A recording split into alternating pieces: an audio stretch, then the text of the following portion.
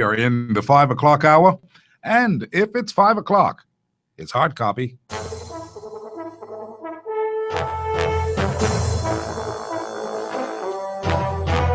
Hard Copy is a presentation of the McKinney Media Group, copyrights 2015. All rights are reserved.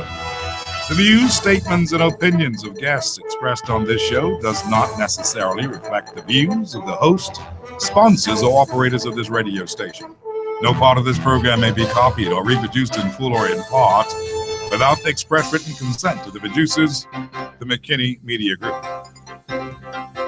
This is Hard Copy on the McKinney Broadcasting Radio Network. Hard Copy seeks to lay out the facts in simple fashion for the inclusion of all Bahamians and Bahamians at heart. Focus every day to move forthright in our manner to build a progressive and developing country. Our desire is for a Bahamas with a competent, skillful, and productive workforce. We want a country that can feed and sustain itself. We want a country with a brilliant, visionary action plan ready to embrace a future of hope and prosperity. We encourage like-minded Bahamians just like you to participate with intelligent and honest contributions. After all, we have a country to build. We've got jobs and industry to create, a people to inspire and empower, and generations of born and unborn Bahamians we the people must protect and plan for. And if not you, then who? If not now, then when? Today on the show, Justice dismisses Bahama bankruptcy application. Now, get ready for the snowball effect. This is Hard Copy. Welcome to BTC, Match Your Minutes, where everyone's a winner. Keep winning more minutes. Talk all day and we match it. You're getting more minutes. Every night till the morning. Keep winning more minutes. Talk all day and we match it. Talk all day with BTC and we'll match your minutes. So you can talk free all night. Terms and conditions apply. Everyone's a winner with BTC.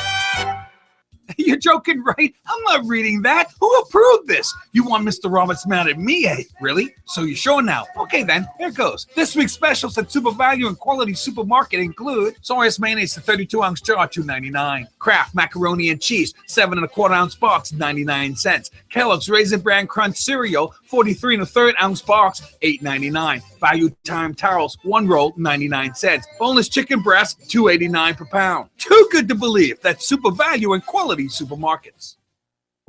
Over the decades, Bahamians have trusted New Oriental Cleaners because New Oriental Cleaners provides quality common care, friendly service, and satisfied customers. Guaranteed. With more than 50 years of experience, we are here for you. Stop in at any of our 9 locations throughout Nassau. New Oriental Cleaners, keeping you looking good is our pride and joy. New Oriental Cleaners. Like us on Facebook and be the first to know about many promotions.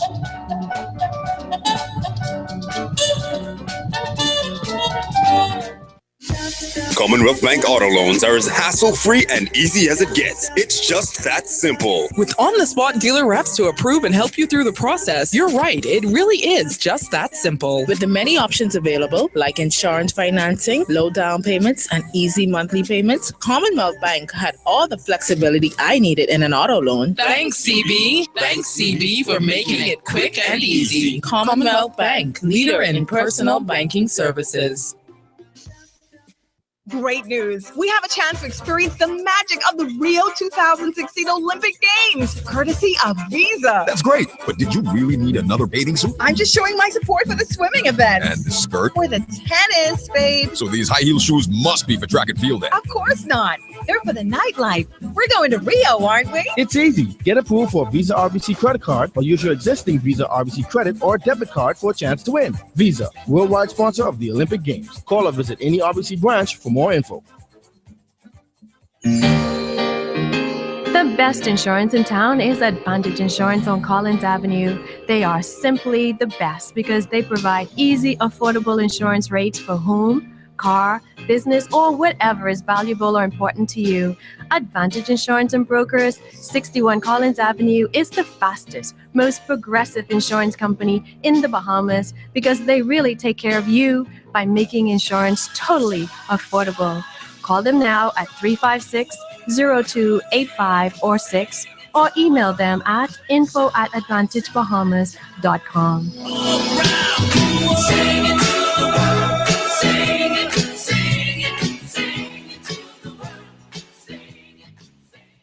Okay, hold on a second. You're challenging me. Let's come clean. I'm not challenging No.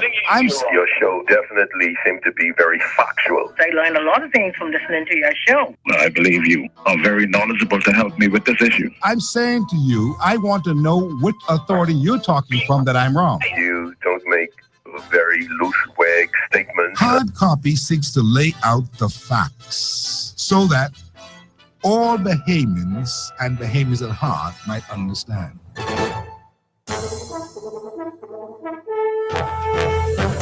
It is Wednesday, the 22nd day in the month of July, 2015, as you battle the congested city streets. In drive home traffic, we have partly cloudy skies for you this afternoon. 90 degrees here in the nation's capital. The expected low for tonight, 79. There's a 0% chance of rain in the forecast this evening. But if you look outside our studios here at the top of Fort Charlotte Hill, hey, looks like it's going to rain any minute. Thank you so much for joining us on the drive home. I'm Steve McKinney. This is Hard Copy. We're brought to you today by the National Art Gallery, Commonwealth Bail Bonds, the Bank of the Bahamas, the Bank of Solutions, BTC Every Day, the new Samsung S6 available, Super Value, the All Bahamian Supermarkets, the McKinney Media Group for effective PR concepts and advertisements, RBC Visa, get it now, Ministry of Tourism, Advantage Insurance and Brokers, New Oriental Dry Cleaners, 9 locations. They keep you looking good. Grace Academy, #1, Chester's Clothes, Ron's Electric Motors. Ron Frazier can fix anything. Prime Immigration Services, Sky Bahamas, professionals in every way, every day. Also, Super Wash with 11 locations. Colina Financial Advisors Limited, CFAL.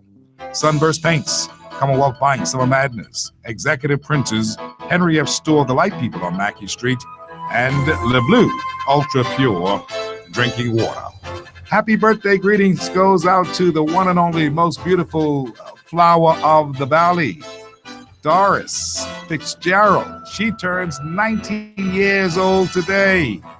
And we say happy birthday to her from all the kids and grandson Jerome Fitzgerald and his son, of course. And certainly we also say it from Duke Errol Strawn and Company and the Sunday Bunch. Happy birthday to Doris over there. Mama Doris, Mama D, the big woman who deals with everything. She is the heart and soul of the valley. Still the queen, they say.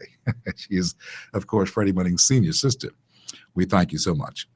Today on Hard Copy, we're talking very serious business. And, of course, we do that every day. But today, you know it was a big day. And you know that it was a big day in our Supreme Court because all of those lawyers with briefcase in hand and wig and gown and all that kind of stuff, they were back before the justice today. As anticipated by many, Justice Ain Winder today dismissed an application by developers Bahama for Chapter 11 bankruptcy to be recognized in the Bahamas. It didn't take long for Justice Winder to inform all parties concerned of his refusal of the application filed in early July. He also dismissed Bahama's request for alternative relief that would temporarily hold off creditors from acting against the $3.5 billion development on Cable Beach. Details of his decision, though, will be made in a writing some 2 weeks from now. He'll give you all the nitty-gritty as to why and what.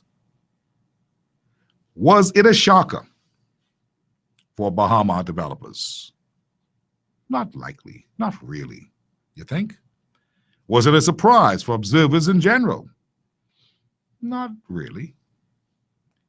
Indeed, no right-thinking Bahamian, knowing law or not, would have expected the Bahamian courts really to endorse such an application simply based on the sovereignty of the Bahamas.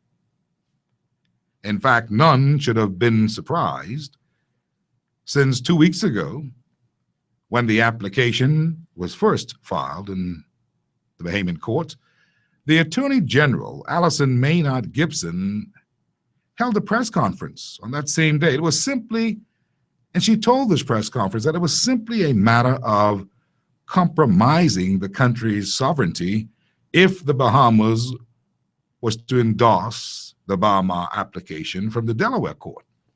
It is important that the public be made aware that the orders obtained unilaterally by the Bahama entities from the United States Bankruptcy Court in Delaware were obtained on the basis that matters profoundly affecting the government and the people of the Bahamas will be subject to adjudication in the United States. This would have serious and far-reaching implications for the Commonwealth of the Bahamas as a sovereign nation. Completion and opening of the Bahama Resort are matters of paramount importance to the Bahamas. The government feels very strongly that resolution of the disputes that have delayed the project should occur in the Bahamas, subject to adjudication to the extent that they cannot be resolved consensually by Bahamian courts, consistent with the sovereignty of the Bahamas.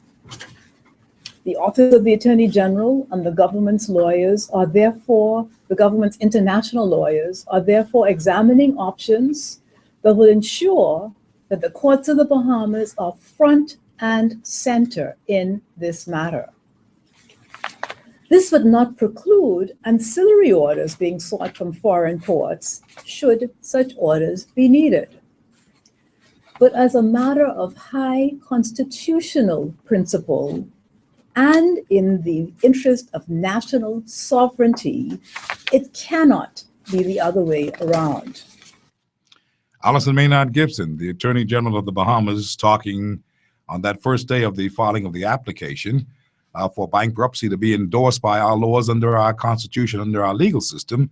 And she was simply pointing out at the time in a press conference that it couldn't be so. So when I asked the question today, was it a shocker that Justice Ian Winder dismissed the whole thing? The answer is really no. We had anticipated, as most people did, because it is, I suppose, a matter of sovereignty when you look at it from the Bahamian people's perspective.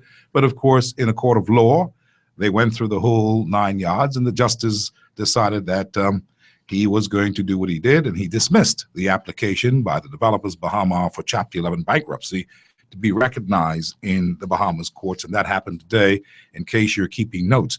Now, we asked the question, what does this mean? What will become of the workers who are presently at home? Will the government continue to pay those workers? Will Sarkis Esmeraldian come home, listen to this now, and sign the necessary documents and agree to China's offer, that is XM Bank and CCA, as to what they've placed on the table? They've placed some things on the table that would make it very easy to get the development going. But Sarkis is someplace else outside of this jurisdiction right now and has been for the last week and a half thereabouts. We'll get to that in just a minute. Since Maynard Gibson expressed this whole bit to put it in perspective and context with the sovereignty of the Bahamas, certainly the Prime Minister, who had been, I suppose, waiting patiently with nothing happening to get back to the Bahamian people, since the time of that press conference, had his own meet with the press through a national address, and he had said something that was quite interesting. He talked about winding up, which, my friends, is right now before the courts, is the only thing that we are waiting on July 31st, when they go back to the courts to deal with the petition for the provisional liquidation and the winding up. But here's how we got to that. Prime Minister Christie said this last Thursday in a national address. Whilst we remain open to further discussions, my government has taken the decision to seek to bring the Bahama Development Project under the control and supervision of the Bahamian Supreme Court right here in the Bahamas. Consequently, on the advice of our Bahamian, United Kingdom, and U.S. lawyers, the Attorney General has today filed a winding up petition in the Bahamas Supreme Court against 14 Bahamian entities that filed for Chapter 11 protection in the United States at the end of June. These compulsory or involuntary winding up proceedings are designed to work in very similar terms as Chapter 11, but with the stark difference that they will be controlled by a provisional liquidator under the supervision of the Bahamian courts rather than being controlled by Mr. Ismailian. The liquidators, if appointed by the court, will be neutral and impartial professionals of the highest quality and of impeccable credentials. Importantly, the role of the liquidators will be to expedite the resolution of the matter and to prepare a plan for the restructuring of Baha that will result in the earliest possible completion and opening of the project. Right Honorable Prime Minister Perry Gladstone Christie last week, Thursday night, at a national address that happened at 10 o'clock that night. Now, let's move forward. We know what has happened today. You heard what the Prime Minister said. Justice Winder, on one hand, has now thrown out this whole application. It's been dismissed. Nothing is happening there for this bankruptcy to be endorsed by us in the Bahamas. We're now into phase 2 of this whole saga, which means that there's provisional liquidation to happen soon in this country, and that's around the 31st of July. In the Prime Minister's statements just now, you heard him talk about bringing along some provisional liquidators of impeccable credentials of the highest quality. There is word now that named in the petition for the actual liquidation are 3 young persons, 3 outstanding people from Price Waterhouse. According to the reports, it's Garwin Bowe, Prince Ramming, and Garth Callow. These are the 3 who have been named as potential liquidators in this particular situation now that we are going to turn our attention to for the most part as a country. Now, earlier we heard the minister responsible for legal affairs warn that the door was closing on Ismailian, who is still out of the country, who is yet to sign an agreement or a consensus that was reached in Beijing by Exim Bank and by the Chinese construction company that's dealing with this whole matter, Chinese CCA. Now, since that has been the case, Ismailian has been moving to and fro, basically on tour, on vacation, on relaxation from all the stress. About a week ago, he was in somewhere in France, French Riviera. Today, we understand that he is in Switzerland.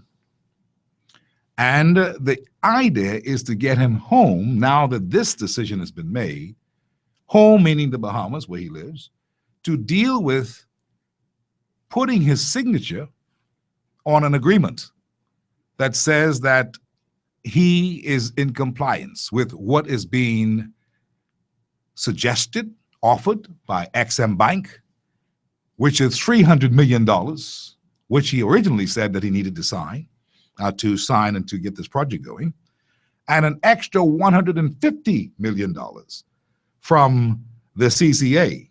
That's the Chinese Construction America. They want to have him get this project moving, so they're willing and had been willing to put this amount of money up. That's $450 million. Now, the thing is, Sarkis apparently wants to have what you call a guarantee of this loan. The bank and the CCA, the Chinese construction company, they want this loan to be guaranteed by him, by Sarkis, a personal guarantee by him. Sarkis says, no, this loan to me, I want you all to guarantee.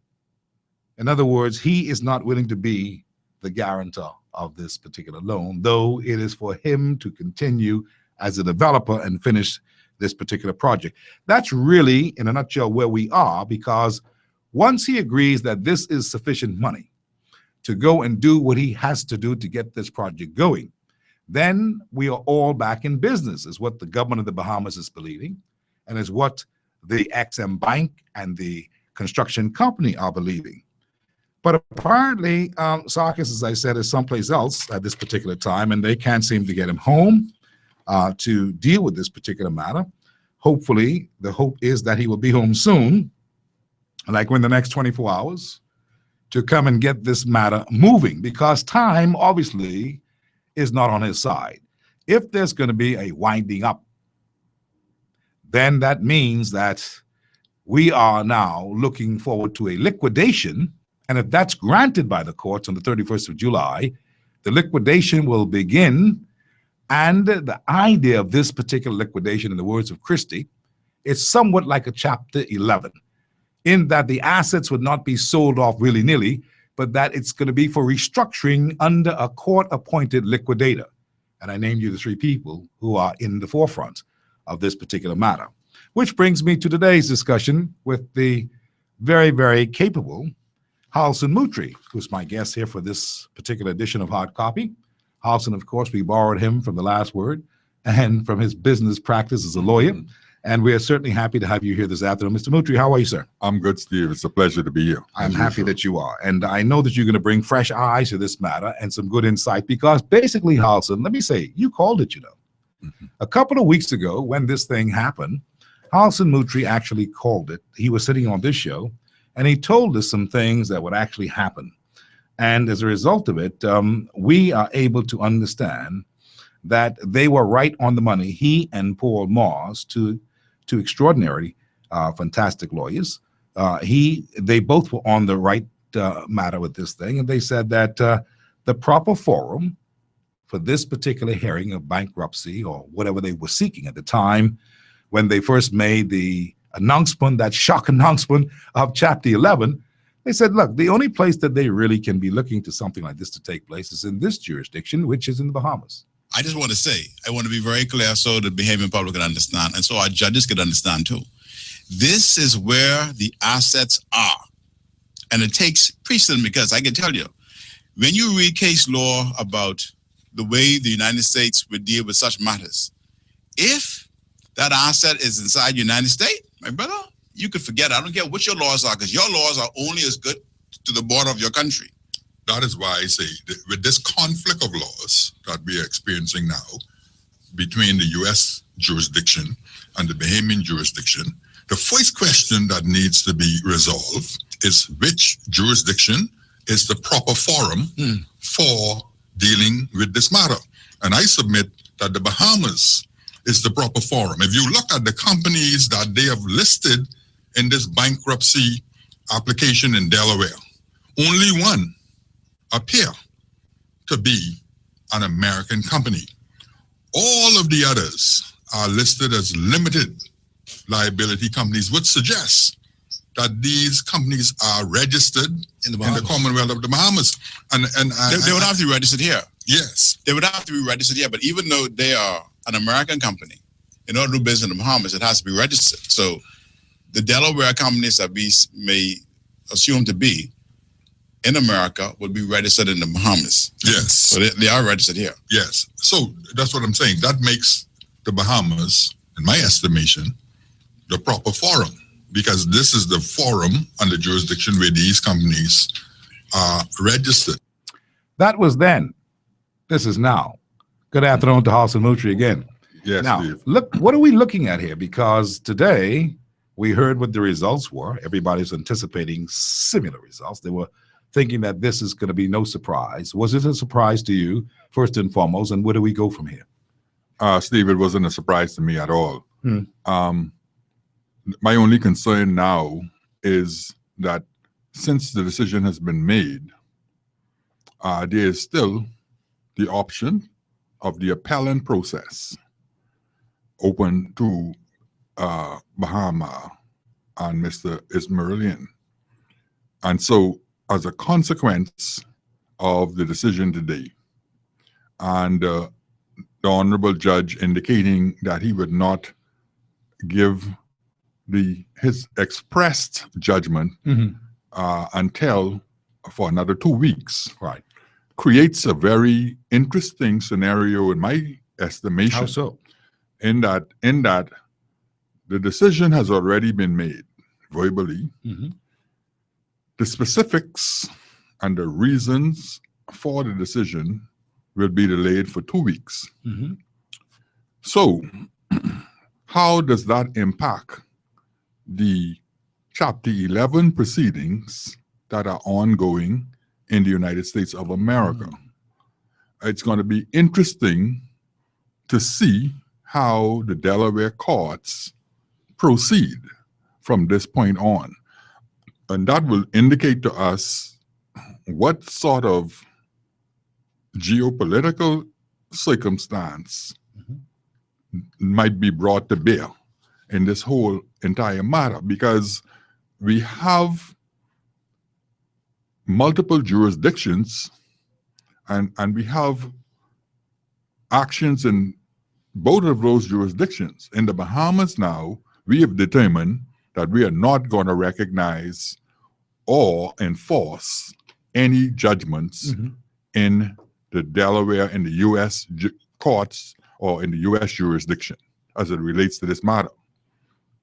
However, I don't know for certain how much assets or how much business was being done by Bahama in the U.S. jurisdiction.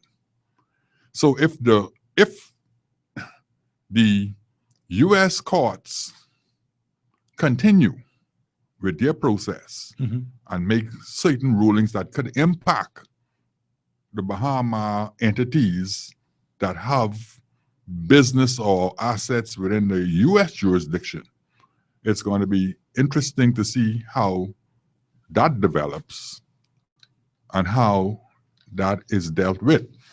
So I'm waiting to see over this 2-week period exactly how our decision here in the Bahamas in our Supreme Court will impact that one. Or whether it would impact it at all in terms of their continued proceedings. Do you anticipate that there could be serious conflict with that particular jurisdiction proceeding with what they are doing under American law? And we have already made our statement here in the Bahamas, which really neutralizes any mitigating circumstances in our jurisdiction. I suppose, I don't know, I'm asking, because we've already said, look, whatever you all are doing, do not count the Bahamas. I'm speaking now in easy words. Don't count the Bahamas as a part of that, because we do not recognize what you are doing. We cannot endorse what you are doing under our law. So doesn't that take us out of the mix, and whatever they do is whatever they do, but it will not have any impact upon us? Because Paul Moss said something very interesting on the repeat that I played just short time, a clip, that the assets are here in the Bahamas. They can't pick it up and move it. The assets are stationed here in the Bahamas by the mere fact that they are built in the Bahamas. Most of these things that they're talking about, the buildings and so forth and so on, is here in the Bahamas. So yes, you're right, that this is where it should have been heard, and that's where we heard it. But we don't accept it. Right. Now, when we move on, what does that mean as we move on? We don't know what the written rulings are, the judgment would be, but we have a good bird's eye view based upon the gentleman, the justice himself, outlining today in very, very short words that it's been dismissed, that we cannot accept it, that they don't recognize it. And while I support that position, the appellant process is still available. Now, tell us this appellant process. You're talking about this idea to go now and appeal what he is saying. They have the option to go to the Court of Appeal, first of all, and appeal the decision based on the reasoning, because we don't know, at this time, we can only speculate. We don't know on what basis the judge came to the conclusion that he did. So we don't know if it was a technical reason. We don't know if the application by Bahama was fatally flawed in law. We don't know if by a preponderance of the evidence that when it is weighed all out, that it would be in the best interests of dismissing the application as opposed to permitting it. So once the judge lays all of that out, then the attorneys from Bahama can determine whether they think they have good grounds for appeal. Well, you know, we got insight, not so much to interrupt you, but I want to say this while it's in my head. We got good insight from their lawyers, Sweeting and those, yesterday, saying that they did not see any reason, day before, they didn't see any reason why, and there was nothing that would have prevented the justice from taking a look at embracing this. I like to say embracing this particular ruling in the United States, because there was nothing that prohibited them from doing so on the grounds that they're looking purely at what was in the best interest. Nothing would have crossed the sovereignty, he was basically saying, of the Bahamas by taking a look at it. That is the attorneys for Bahama. Attorneys for Bahama. Well, they naturally have to take that position.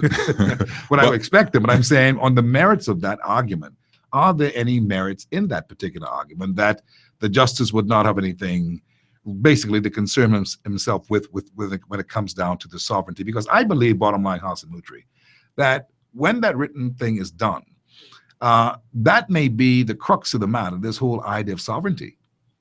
Well, you see, from the beginning, you remember I said, when we spoke of this initially, that since there, even though we have the new amended law as it relates to liquidation in the Bahamas, and the provisional liquidator can be seen somewhat nearing the purpose of Chapter 11. Because we don't have something very similar to Chapter 11, in my estimation, I felt that if the court recognized and enforced that Chapter 11 order, it would in effect be writing new laws. Yes, you said that. And that is not the purpose of the court. No, the court is to interpret the law. And the parliament, now parliament can still later on, because like I said, so on Sunday, this is a watershed moment in the Bahamas. This is unprecedented, particularly with such a large scale investment. So the courts now, the parliament now perhaps would have to look at the possibility of revising our laws in the future. But as the laws stand now, the issue of sovereignty is, as it relates particularly to the jurisdiction of the Bahamas, is at the forefront. Because to do otherwise would indicate that you think that the U.S. Jurisdiction is a superior jurisdiction, when in fact our final court of appeal is the Privy Council in the United Kingdom. So if we accept the U.S. jurisdiction and enforce their laws in the Bahamas, that has also implications as it relates to our final court of appeal. Absolutely.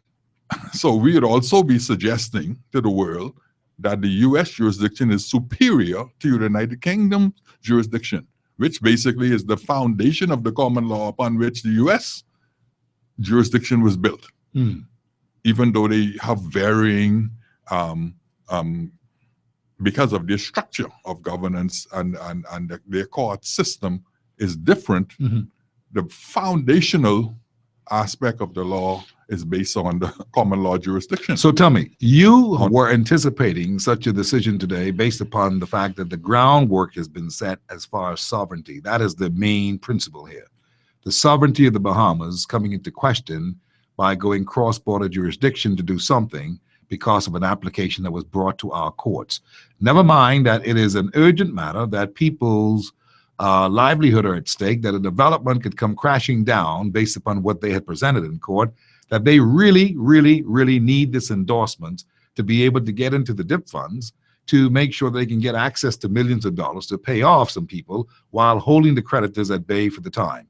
That was the circumstance. Now, obviously, this bit about sovereignty, that's why I played the soundbite with Alison Maynard Gibson, because that is a major point that resonates with all Bahamians. They've said so. We've heard them on many shows. We've seen them writing things in the newspapers, Facebook, and every place else, every device that they can use. That has been the express echoed sentiments of most Bahamians who don't know a thing about courts like myself. I don't know the thing about courts, but the point is just based upon the logics and the fact that we are this young sovereign nation of 42 years. How dare is how most people approach it. So I see that. But Hassan Mutri, as we talk here this evening, I'm wondering, now that we have done this, and there is the process for the appellant court for them to go up the ropes and go onto the Privy Council and all that, this seems like a long time. This seems like even though I've got colleagues who told me, Halson, and you're quite aware, colleagues have said this could happen immediately because of the urgency of the matter. Now, you know, you're a lawyer. I mean, these things can take a long time too. If the Bahama lawyers, if the Bahama developers decide to pursue this and reject what Justice Winder said and they want to go and appeal, this could take a long time. And what does that mean for the process? It can take a long time. I don't support the view that because of the urgency and the really how critical this matter is to the Bahamas, that when you get beyond the Court of Appeal, that the Privy Council will just readjust the schedule to fit us in to have this matter resolved. I don't support that. That would be surprising to me if something like that would happen at the Privy Council level. I can understand it happening here in the Bahamas up to the Court of Appeal. I don't expect that would happen at the Privy Council level. Because don't forget now, the Privy Council is responsible for the entire common law jurisdiction outside of the United Kingdom, and they have other critical issues for other nations that is as important to those nations as this is to us. So we're looking now at the first step, perhaps if there is appeal. The first place is the appeals court of the Bahamas. I was looking at a case today just out of interest, and it's a pity I didn't bring it. And there was a provisional liquidation, and I might have it in my car when we go to the break. I'll see if I have it. And the court appointed provisional liquidators in 2006. And up to 2010, they were giving their 13th report. 13th report. Between 2006 and 2010, right? Just the 13th report. Right. It wasn't completed even at that point. And this one, in my estimation, is as complicated or a little bit more complicated because, like I said, you would have certain orders being issued by the courts in Delaware. We don't know exactly how many creditors Bahama has in the United States jurisdiction or the magnitude of the credit. We don't know that. We don't know how much assets the owners of the companies that are even registered here in the Bahamas are actually in the U.S. jurisdiction. What we do know is that the buildings for the hotel complex, they are in the Bahamas. But there could be more assets, and that's what you Yes, and so while I understand the politics of sovereignty, because once you raise that issue, you cause people to get emotionally supportive of your position. So I understand the politics of that, but beyond the politics of that, right? We have to look at the law. That is why we were talking about the proper forum. Now, and we felt that the Bahamas was the proper forum because when you look at the circumstances, right? Most of the creditors, we presume, are in the Bahamas. Yes. Most of the assets, because of the structures, we presume in the Bahamas. Right? And so when you look at all the circumstances, it would appear to come down heavy on the side of the Bahamas as being the proper forum. Now, I was looking at something today, Halson Nutri, and that is that there are a number of creditors in the Bahamas who would have been doing business, supportive services and that kind of stuff for Bahama, who are now being named and coming forth with what it is that they are owing by Bahama. And I found that quite interesting because I think it amounts to more than $120 million perhaps totally, with many creditors from different sign companies to support services. I saw one today with Bahamas Waste Services. There are many with other stores and people who had floor space in that particular building that are now saying, look, this is where we are as far as monies that are out there. Nobody has taken time to this particular point except for our panel on Sunday and once on this show with yourself and Paul to count, to look at the fact that this can now ricochet as or fall as a domino effect across the landscape of the Bahamas, with the many creditors that are looking to be paid and cannot be paid, and now are coming forward because of the potential provisional liquidation that is now on the table. And what I'm saying here, my question really is, what happens now that we are where we are under this, I suppose, verbal decision, not a written decision? Will we now see a run on the many people writing things and lawyers, a whole cadre of lawyers now before the courts are making some kind of a statement that this is what my clients are looking forward to in the monies that they've invested, if this is going to be restructured, because they would now want to line up to be paid if there are some things to be paid, or to be assured under this provisional liquidation, which is to reorganize. They would want to know exactly where they are. And I sense that people are now saying, look, they have this for us. Look, they have that for us on our side of the fence, if you understand what I'm saying. Right. Well, I would expect that until the court appoints the provisional liquidators and the court grant leave for those liquidators to function within a specific term of reference, then we would have a better understanding of what the court is permitting them to do, the provisional liquidators to do in terms of the restructuring. But one of the functions I would estimate would be the functions of the provisional liquidators is to call up or call in all of the creditors. So it is wise for all of the creditors to get their business in order now, so that they can state their case to the provisional liquidators, so that should this matter move on to another level of an official liquidator, their position and their claim would already been stated, would be in. Understood. And so maybe that's why we're now beginning to see this. Let's take a call before the break. I'm opening the lines for you at 325-0235, 325-0242, 325-0252 or 53. And we are going to take calls after the break. So let us now run to that break. Halson Mutri is my special guest of interest here this afternoon. We've got many questions, little answers, some conjecture, some factual situations to share with you today. And maybe you have some questions, because now is a good time. You see the writing on the wall.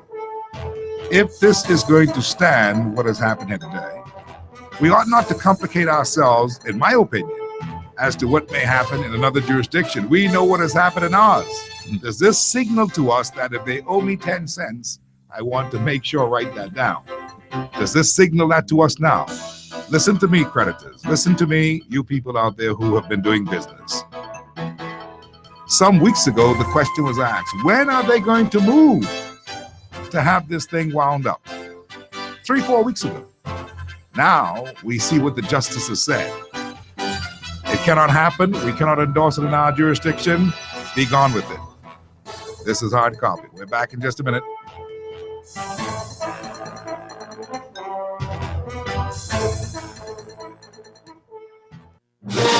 Welcome to Sunburst Super Summer Sale, where you buy 5 and get 1 free. That's right, when you buy 5 gallons of Sunburst Superior Quality Paint, you get 1 gallon of Fresh Look Wall Paint absolutely free. And Sunburst prices start at $16.95 per gallon for top quality wall paint and $38.95 per gallon for super glossy enamel wood paint.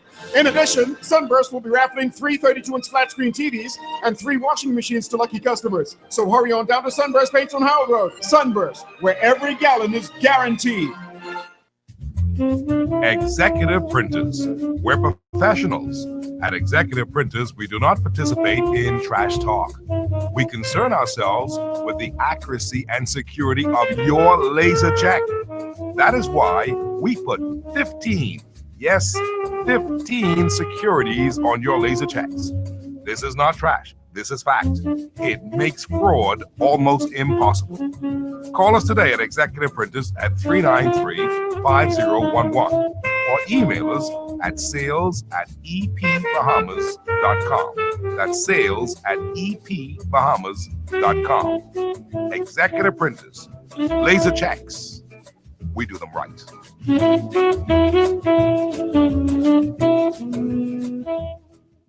Ladies and gentlemen, boys and girls, the National Art Gallery of the Bahamas, that big yellow building on top of West Hill Street, invites you to visit and see paintings, sculpture, and art. Normally there's an admission fee, but listen here, thanks to the generosity of the Central Bank of the Bahamas, in celebration of the Bahamas' independence, admission is free for all Bahamians and residents for the entire month of July. I bet you didn't bank on that. Bring your mama, papa, grandma, grandpa, aunties, uncles, cousins, friends, brothers, and sisters. Make it a treat for the whole family. It's the National Art Gallery of the Bahamas, keeping the faith. Closed on Mondays. Open Tuesday through Saturday, 10 a.m. to 4 p.m. Sundays from noon until 4 p.m. Be there. What's hotter than summertime in the Bahamas? A Junkanoo and Gumbe summer in the Bahamas. Get ready for one sizzling summer with two exciting street festivals. First up is Junkanoo Summer Festival every Saturday in July. Come see your favorite Junkanoo groups face off at Arawak Key. And while you're there, enjoy mouth-watering Bahamian cuisine and entertainment. The heat continues into August with the return of the Gumbe Summer Festival. Yes, you heard right. Gumbe is back. Join us every Friday in August at Arawak Key for live Bahamian music, delicious local cuisine, authentically Bahamian arts and crafts, and lots of games and entertainment. Junkanoo Summer Festival and Gumbe Summer Festival, brought to you by the Ministry of Tourism. See you every Saturday in July and every Friday in August. Visit bahamas.com/summerfestivals for more details. When I fly with Sky. Sky Bahamas. When I fly with Sky. Sky Bahamas. The plane them spanking clean. The pilots them voice red. They fly you out on time. They fly the attendants red. Service is their passion. With you they take good care. Safety is their culture. Yes, they'll get you there. When I fly. Fly with us to Fort Lauderdale or the beautiful Bahama Islands. Book today at 702-2600 or visit our website at skybahamas.net and experience Sky. Well, what the world you got in these suitcases you told in the superwash? Rachel come home with this cat. It's a pretty cat now. But he ain't getting toilet things down park yet. So he going on the rug? On the rug? I wish it was only the rug. Homeboy baptized our couch with some of that territory marking spray what they just use. Well, why don't you get one janitorial service to come in and clean rather than carrying all these cushions to the wash house? I do that. Now it smell like pine-scented parking lot after Junkanoo. So these go to the superwash. That cat pee no match with them big boys now, I can tell you that. You got that right. And when I get them dry, they're going straight to the composter for plastic covering. I don't blame you, girl. But what you gonna do with the cat? He going obedient training where he gonna learn how to use the toilet. You mean the litter box? No. I mean the toilet. He gonna learn how to doggone use that toilet or he could be in timeout all day. Hey, Superwash. They washes your presses, it cleans you, and entertains you 24/7. Commonwealth Bank auto loans are as hassle-free and easy as it gets. It's just that simple. With on-the-spot dealer reps to approve and help you through the process, you're right, it really is just that simple. With the many options like insurance financing, low down payments, and easy monthly payments, Commonwealth Bank had all the flexibility I needed in an auto loan. Thanks, CB. Thanks, CB, for making it quick and easy. Commonwealth Bank, leader in personal banking services. The choices we make can make us, like who we turn to for investment and retirement advice. Choosing CFAL means having a trusted advisor on your side, helping you build wealth and meet your financial goals. We manage pension assets for businesses and offer individual plans to help you design a secure retirement. We can provide brokerage services and comprehensive research support for clients needing a little more investment guidance. CFAL can help you build a portfolio you can be proud of. Visit us at cfal.com. CFAL sees your future. At Henry F. Store Electric Company, we supply all your electric needs for any size project, from residential housing to luxury hotels. We can help you achieve just the right look, from doorbells to chandeliers, table lamps to ceiling fans, wire, conduit, panels, dimmers, switches, plugs, and even tools. And don't forget light bulbs. We have those hard-to-find energy-saving fluorescent bulbs and more. Henry F. Store Electric, number 135 Matthew Street. Over 50 years of reliability, service, and low prices.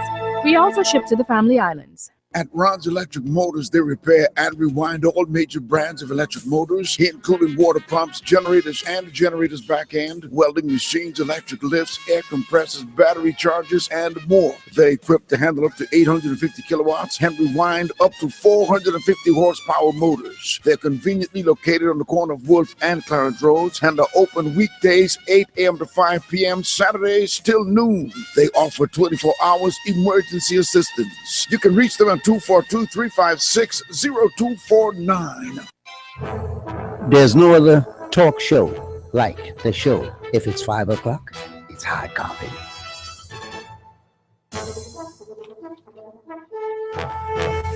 Welcome back to Hot Copy. Something great happened for some today, something not so great for some today. Depends on where you stand and whose side you're on.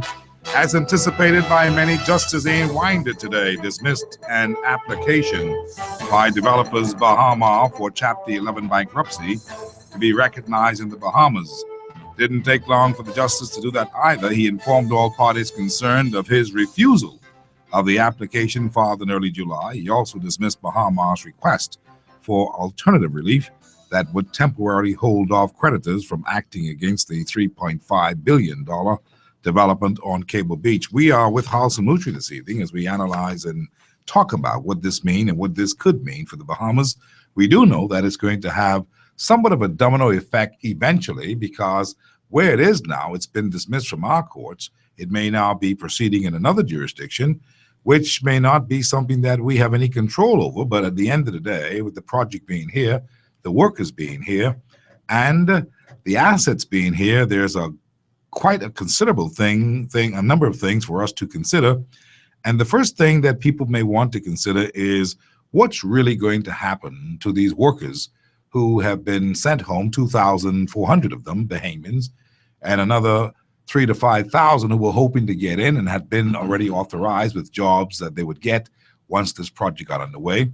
What's going to happen to the job market? What's going to happen to persons who the apartments that they live in and who they have to pay rent for? What's going to happen with their car loans and mortgages and stuff like that? And on top of that, what's going to happen with the creditors who, in fact, also are big businesses that employ Bahamians, and whether or not they'll be able to sustain this particular situation today with all their money is tied up. And I cited a case for you with Scans, a restaurant, when this whole thing happened, that they sent people home because they were expecting the place to open where they have a new restaurant that would replace Scans on Bay Street. And so there are people who are waiting with their hands crossed and praying that something good happens, that they would be working. What will happen in these cases? I want you to put your heads around that today so that we can talk about that in this hour at 325-0235 or 6 is how you can call me, 325-0242 or 43, and 325-0252 or 53. Let me take this call on the line that's been holding me before the break and continue our conversation with Halson Mutri. Hard Copy, how are you? Hi, Steve. How are you? Very good, thanks. I'm Mr. Moultrie. How are you, sir? Okay, Stephen Surratt. What's going on with Bahama and the government and China is a lot of confusion at this moment. And at the beginning of it, we were not clear. The government was not clear in their agreements at the very beginning for it to come to this point. Now, what is happening right now is that nothing can be done at Bahama. Nothing until this court matter is settled. And we don't know how long this court matter is going to take. But in the meantime, we in the Bahamas must pray for our government. Let us pray for our leaders. Let us pray for the judges. Let's pray for Justice Winder. That God will move mysteriously, will move mightily, because we have forgotten God.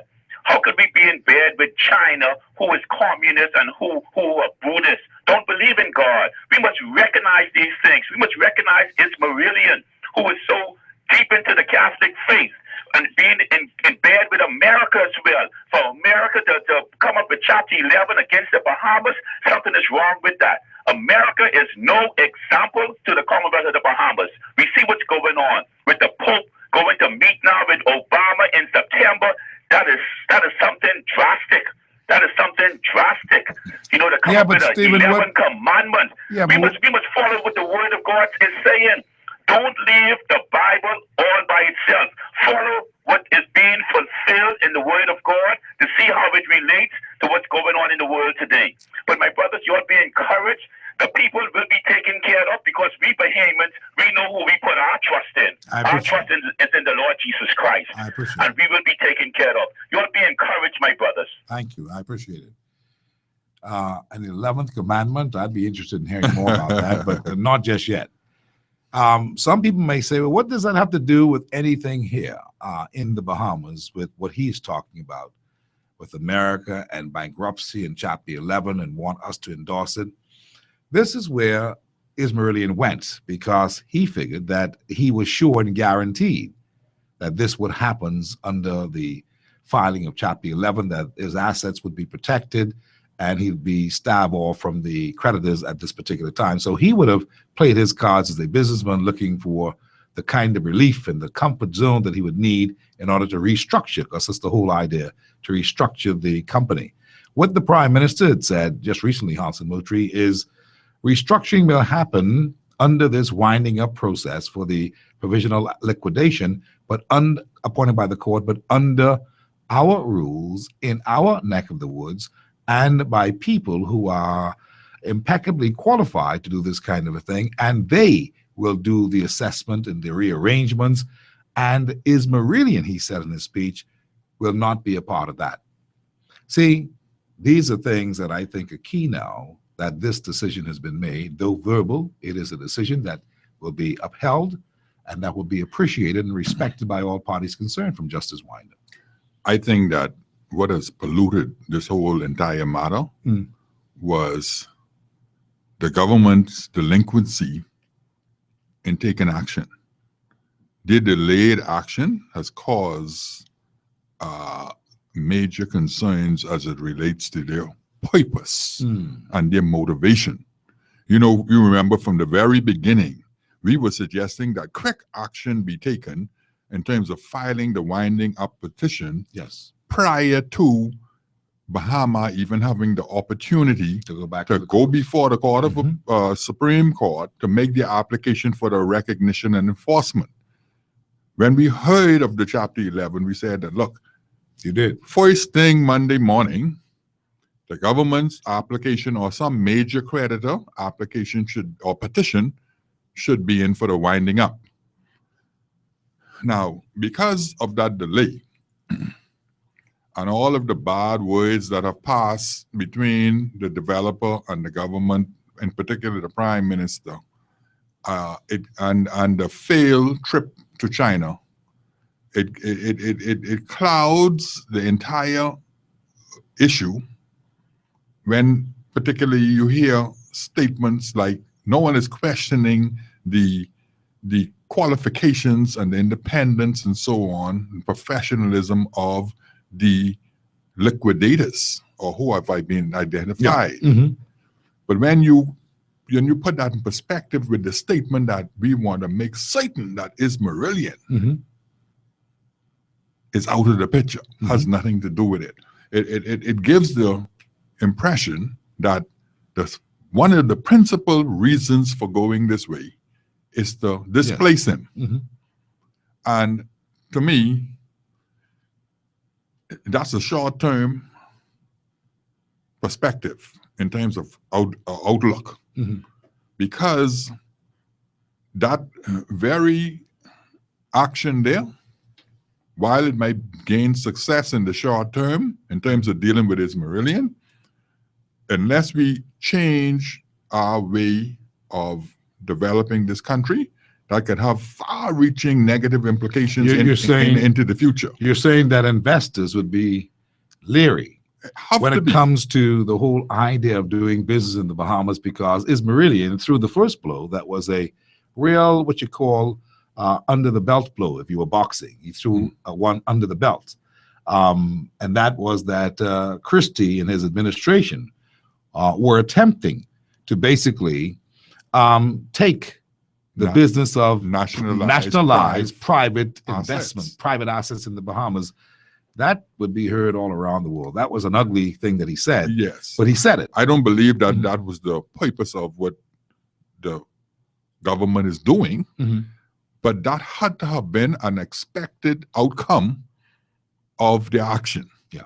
That they would get painted with that brush. I don't think they anticipated that. Now, I think Christie was trying to talk tough and strong, and I think that he may have gone a little too far in saying that, and he enunciated that part of it in his speech, that that the liquidators would be there without the involvement or the control, I think his words were, of Ismailian. Because, you know, you could understand the way too. They are trying to get Ismailian to do his thing, to continue this project, but he has been an unwilling person in this whole matter. He's not been cooperating as far as what the others expect him to see. Then there's also the other perception that's beginning to happen in Halson, and that is, in the eyes of the public, people see a kind of tag team that's happening here. As Christie and the government of the Bahamas speaks, they are including Exim Bank, and as if they are speaking for them, and Chinese construction. And people have been taking exception to that, saying that there seems to be collusion. Now, I brought this up with some other attorneys before. They say, no, nothing like that. Shouldn't be anything like that. But the continued conversations that involve the interest of Exim Bank and of course, China Construction, what could give one, who just looking at it on the surface, could give one the impression that the Bahamas, Exim Bank, and Chinese Construction are all in this thing together, trying to get this one guy to come along and finish this development. And I suppose for good or bad, that's what it is. Yeah. Obviously, the government has some other irons in the fire as it relates to assistance from China, and in assisting the government to deal with, for example, the mortgage relief program. And while some people argue that, oh, China is now capitalistic in its approach to development, we always have to be concerned when one particular entity has too much control, or you're indebted too much to one particular entity. And so that would be my concern as it relates to China, that we be very careful as we move, because we don't want to get so indebted to one country, particularly a communist country, that we begin to have difficulty, for example, with our nearest neighbor. Because while the United States may deal with China at a particular level, we are not the United States. We are not, and we are not China. We are not China, and most of our imports are coming from the United States. Most of our tourists are coming from the United States. All those agencies that could basically destroy our economy are based in or controlled by the United States. You were saying that if there is, if the lawyers are pursuing the matter in Delaware with the bankruptcy, that you would be interested to see how that would play out simultaneously while we are dealing with what we are dealing with in the Bahamas, which is now winding up liquidation. You said that you would be interested to seeing if this process would showcase some geopolitical circumstances. Exactly. because don't forget now, there is a new challenge globally to the supremacy of the United States. And that challenge is China. Yes. And so we can't just flippantly dismiss the possibilities that the United States could be very concerned that China seems to be gobbling up the Bahamas.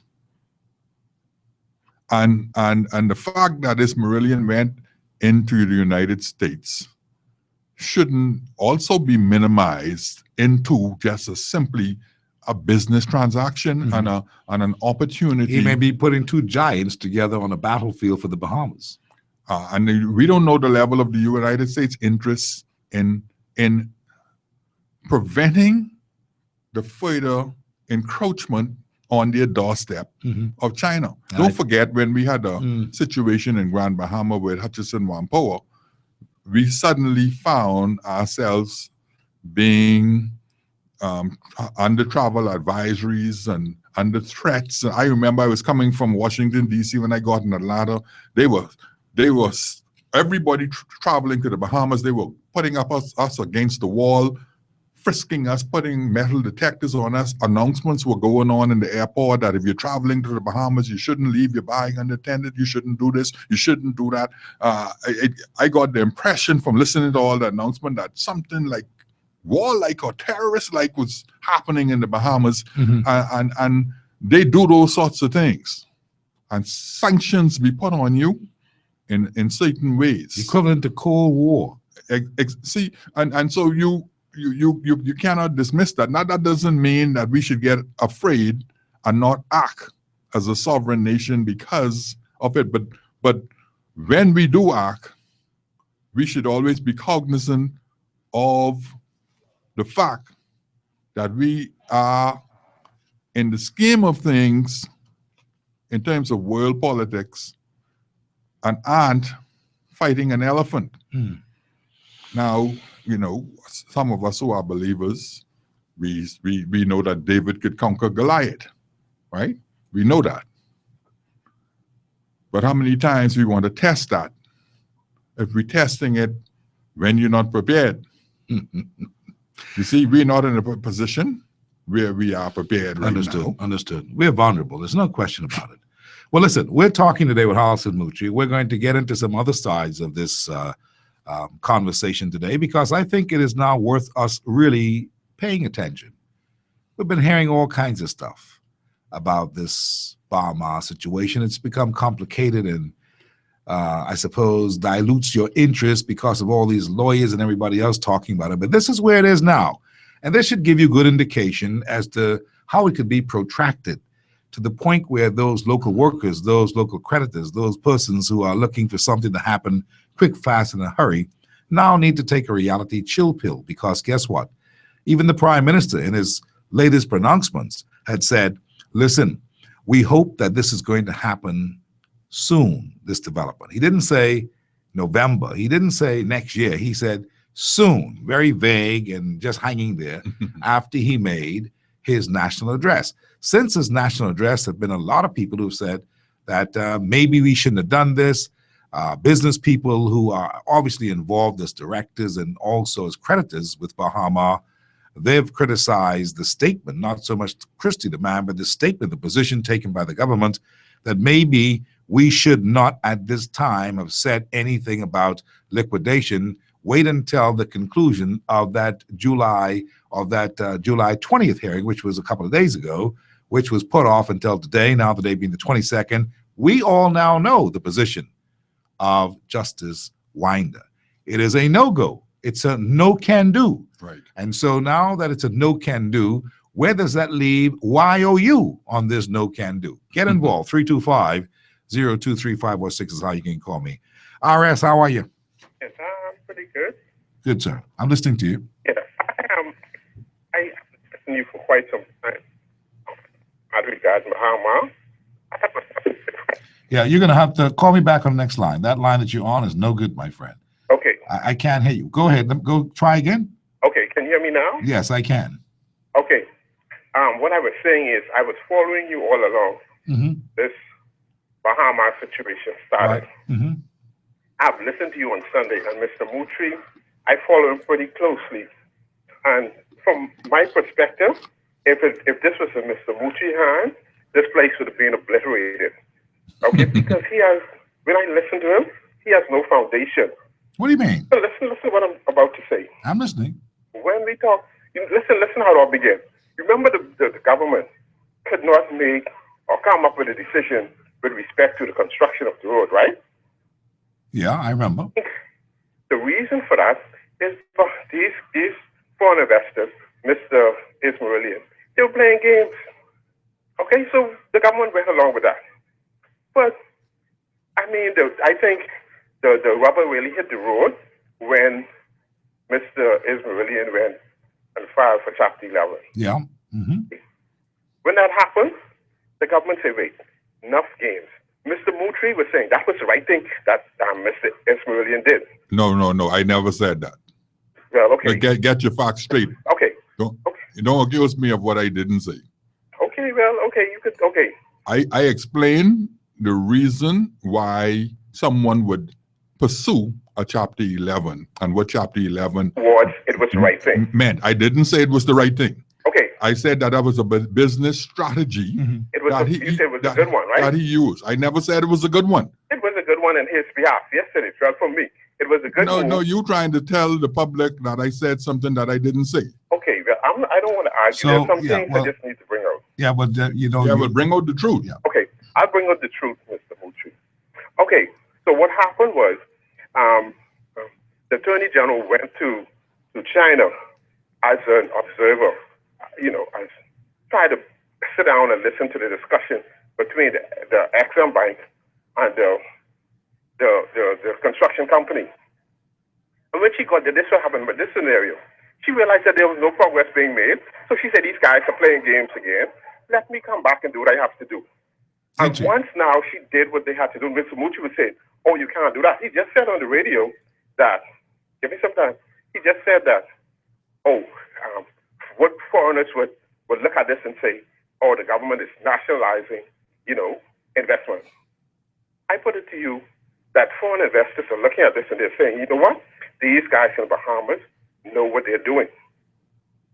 No, that's one way of looking at it. They know what they're doing. Every move the Prime Minister made was a strategic, correct move. Now, Mr. Mutri could beat around the bush and try to criticize. But listen, look at it. Every move the Prime Minister made, it was a good move. You criticize it. And as it's come to an end. That is not correct again.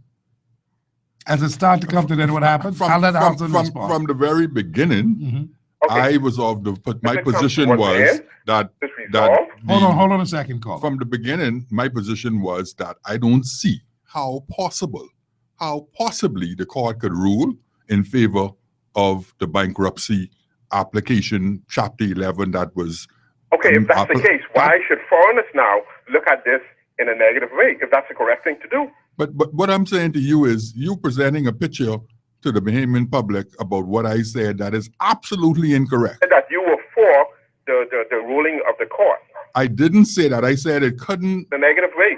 It couldn't possibly happen. That was my position from the beginning. Yes. But then you're saying foreigners are saying this in a negative way. You can't have your cake and eat it too. No. Hold on, caller. You're a mix-up. Let me tell you. If you're talking what Halson said a short time ago about the question of how for other investors could become leery, that was in response to a question that I put to Mr. Halson Mutri based upon a statement that we both agree was an incorrect statement and a bad statement to make by Ismailian.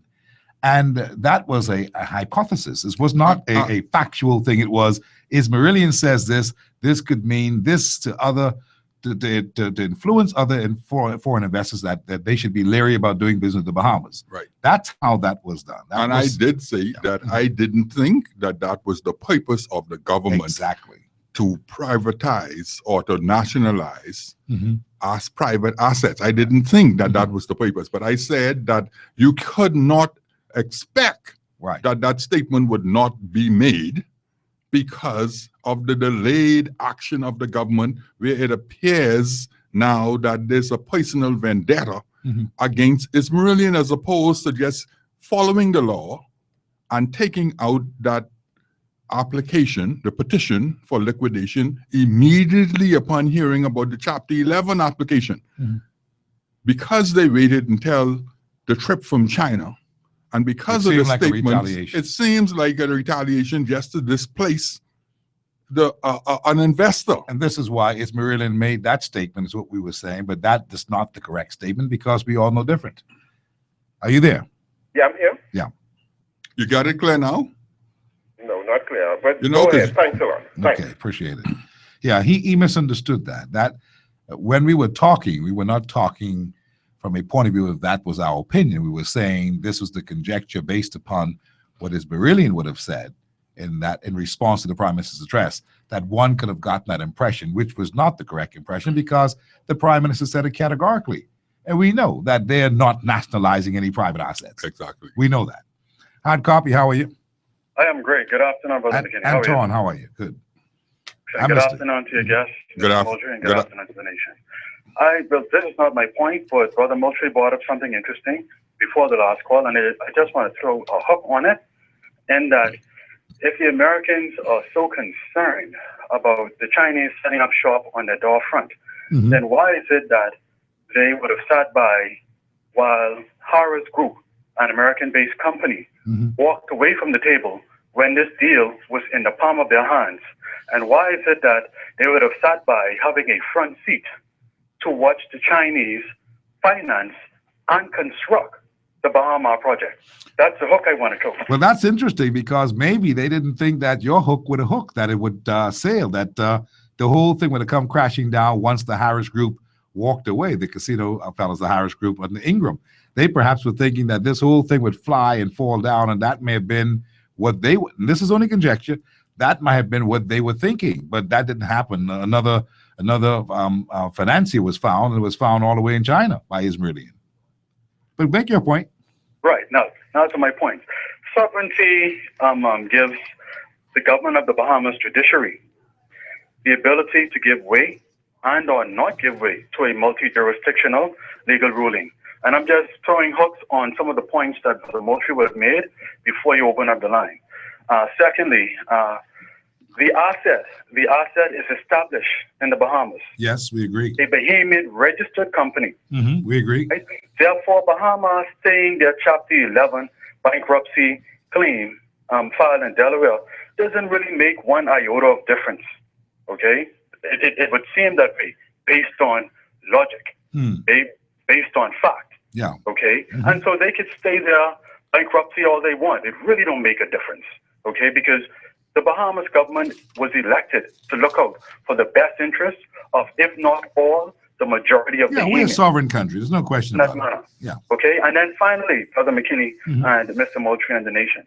Okay, if the land is still owned by the Bahamian people, i.e., the government, and we can exercise our legal right at any point based on the conditions settled in the heads of agreement to reclaim our land, which would actually cripple and make impossible the completion of the Bahama project. It seems to me that Bahama, led by Mr. Ismailian, whatever his last name is, no pun intended, it seems to me as though he's not acting in a manner that's consistent with putting the best interest of the successful completion of this project beforehand. It seems to me as though he's acting in a manner personal attack, would actually affect this project adversely. You may not be That's very wrong. sad. You may not be wrong. A lot of people have that view that this has degenerated into a personal spat between the big players from Ismailian's perspective and that of our Prime Minister Perry Christie's perspective. And that may be because of the trust that was between them as to this is a gentleman's game of business. Let us all be respectful of each other. But when that started to deteriorate, we are ending up with what is a personal thing. And now I'm glad today that we're back on track with at least the negotiations going on. and that the court has made a ruling in our jurisdiction that puts that out to sea. We are not interested in that anymore. That one is behind us for all intents and purposes. Now, what has to happen here, as I'm told, Brother Anton, that Mr. Ismailian now needs to make good on a proposal that's been placed before him since Beijing. Once he makes good on that, we will be back in the driver's seat for the continuation of this project. The only thing that is now happening is that it seems Exim Bank is a willing party with $300 million advanced, and as an extension on this loan, and also that the Chinese, the construction company of America, they are also willing to put down $150 million for the project and to get things moving. Ismailian's share, of course, is somewhere around $150 million, which brings us up to about $600 million. Right now, we're at $450 because Ismailian, based on my information, wants to have his own loan his own monies that he's putting up also guaranteed.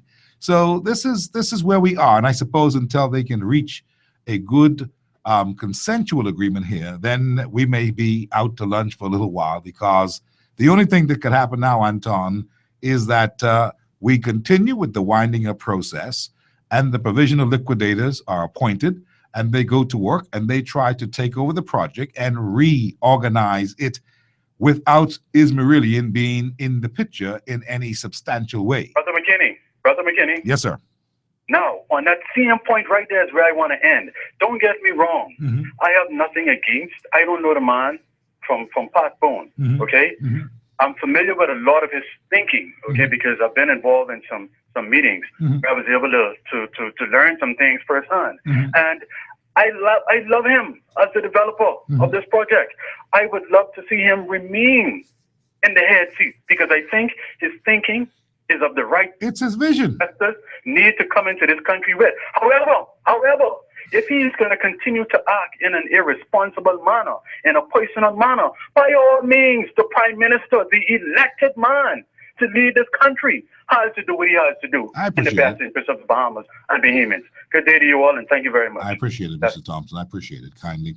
Let's talk with Pat on line 2. How's it going? Very in views today. Yeah, well, because the reality is here, I expect, that you would have a lot of emotional response when it becomes political. That's what I'm saying. The matter degenerated into a political matter where it appears that it is the Prime Minister against the developer. And so supporters of the Prime Minister will become political. Yeah. I understand that. Yeah. I'm trying to stay away from that. No, I understand that too. I'm trying to look at the business. But can we stay away from it when it's part and parcel of where we are today and stuck in the quagmire? Let me just show you this before we go to Pat online too. You cannot just, and I'm not saying that you have done this, but there are people who believe that there are surrogates of the government who caretakes this thing and have made this political. Let us be frank and fair and objective, as we always are. Ismailian fired the first shot as far as this politics part coming into picture in the national point, in the national domain, if you will, in the public domain. You know what that was, Hassan Mutri? That day after he filed for the bankruptcy and wanted it to come here, and they went to court, and Damien Gomez of the government stood and said that, look, the government of the Bahamas will pay the salaries to neutralize any kind of influence that America may have had on us by him being able to go into the DIP fund to get this monies to pay people while holding bankruptcy over us and holding up the process. Right. When Damien Gomez said that in the courts, that happened in the courts, and Alison Maynard Gibson came out as the AG and said it later that evening in a press statement from her office. Ismailian went on the horn, if you could remember correctly, gathered his Bahama citizens, and they marched and paraded with placards against the government of the Bahamas, making overtures of political statements. The young lady even called the show and talked about how Christie had 3 days or 30 days or a month to get his act together, because if he called it now, he out. The whole group, I remember that. I remember that. I remember that press release. Now, that was inspired, to be quite frank with you, by Ismailian and his unhappiness about what had happened in the courts. And he went on with all the people who lose jobs and so forth. And so that tirade touched off the political plug, in my opinion, based upon my record keeping of this. When that move happened, that actually changed the game. People became sympathetic toward the Christie's government, who had been really assiduously working, trying to broker a deal. And they said, my goodness, this man must be gone crazy to have done. And with the statements, and I can tell you, columnists, Nikki Kelly, Catherine Kelly, so editorials, everybody was like, okay, what happened here? And so even they had now another perspective on what was happening. That's why I'm saying we mustn't, and I'm not saying that you have, none of us must get bent out of shape if there are surrogates now who are caretaking the political end of this argument. Exactly. Because Ismailian really introduced it. You know, people say that that was contempt for the Bahamas by those workers doing what they did under his influence, and that also it was seditious. People are saying all those things. I just didn't report on them because I did not want to amplify the matter, making it bigger than it really was. I thought that they had been under his influence, believing his own propaganda, and that they did and act the way they did because they figured he was looking out for their best interests. After all, he wrote those letters saying that to them. And the government was trying to stop him from looking out for their best interests. So they got together placards and they paraded up and down. There are television notes to that.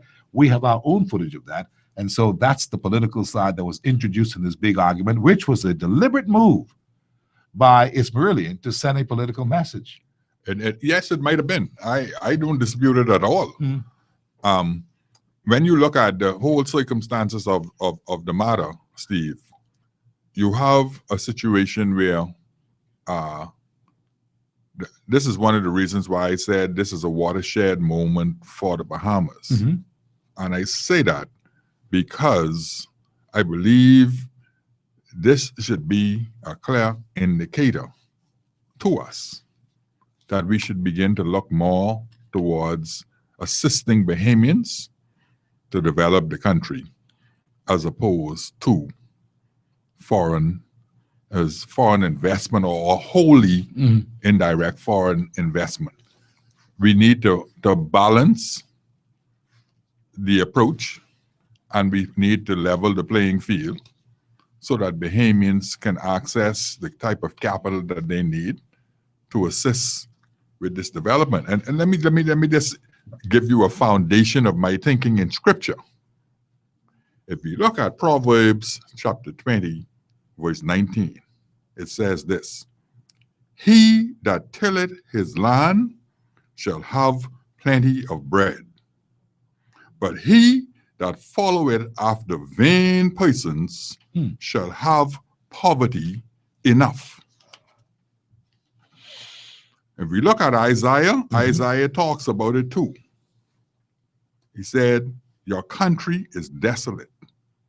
Your cities are burnt with fire. Your land, strangers devour it in your presence, and it is desolate as overthrown by strangers. See, when you rely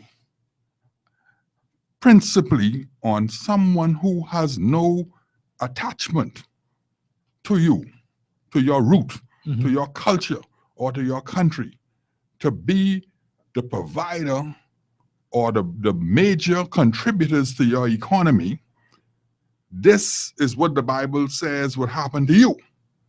You lay waste. You will have poverty enough. I don't support what Ismailian might be doing, but could you expect him to not do so? Understood. And to have the kind of respect that a Bahamian would have for a Bahamian prime minister. How you expect him to have that kind? I remember there was an issue years ago about giving all these work permits, as if we are supposed to be able to tell a foreign investor that all of its employees, or 95 or 99% of them, should be Bahamians when this man is coming in, or whomever, they're coming in to do a development in your country, and they must have some people they can trust, who they know, to look after their investment. No question about it. You see? This is the position we're putting ourselves in, and then we want to scream about sovereignty, and we want to scream about constitutionality, when we, the very fellas who screaming about sovereignty, into their hands. Put the country in the fella hand who disrespect him. I hear what you're saying. Hold that thought. Let me go to the lines. Let me take a call from Pat on line 2. I'm going to get Kevin on line 1, Hannah on line 3, and reconcile in just a minute. Pat, how are you? Hey, Steve, how you doing? No, long time no hear. Well, I was in and out, you know, issues, whatever, but we won't talk on air. Okay. Steve, you know, I'm listening, I was observing more or less this whole Bahama to do. And, you know, I am happy about the ruling today, but now it's where do we go from here? What happens next? Yeah. And, you know, in reference to the move that Mr. Christie made when he gave the address to the nation last week, I think what he did was long overdue. Okay? For far too long, Mr. Mushi, I'm so sorry. No disrespect. Good afternoon to you. None taken. I've been listening to what you had to say. You know, we have allowed we need them to a certain point, foreign investors to come into this country to the point where they can feel as if they own us. When they can come into this country and to actually double place a Bahama nation and Bahama citizens. We are citizens of the Bahamas. Okay, this is our country, and when you're a person, I know it's cute and it's the motto and it's the, you know, what they're dealing with, that's their thing. Okay, but when you look into this deeply, because in observing and you know what I've been hearing and reading and listening to, Mr. Ismaili and the people at Bahama, I think, totally disrespected the government. Mr. Christie, especially, this has nothing to do with politics. Because when it's Mr. Ingram or whomever, when you are a leader of a country and people deal with you on a need-to-know basis only, you know there's a problem. Yeah. When you're going to sit down and you're going to do what you do with the principles, because even last week when those negotiations had ended or whatever, a statement that Mr. Ismaili was dealing with, he was communicating directly with his staff members. Okay, and he was saying that, you know, we don't want anything to go to the public. Let's be private.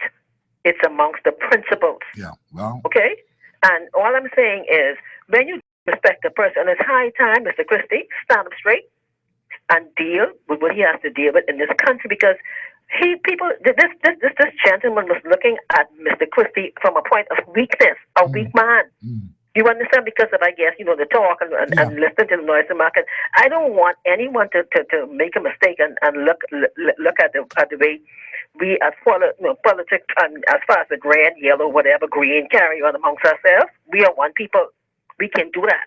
But don't underestimate the point that you can get in the mix indirectly and try a new strategy, because at the end of the day, we have to stand up and do what is right, because guess what? He can pack up, take his suitcase with whatever money he has and leave this country.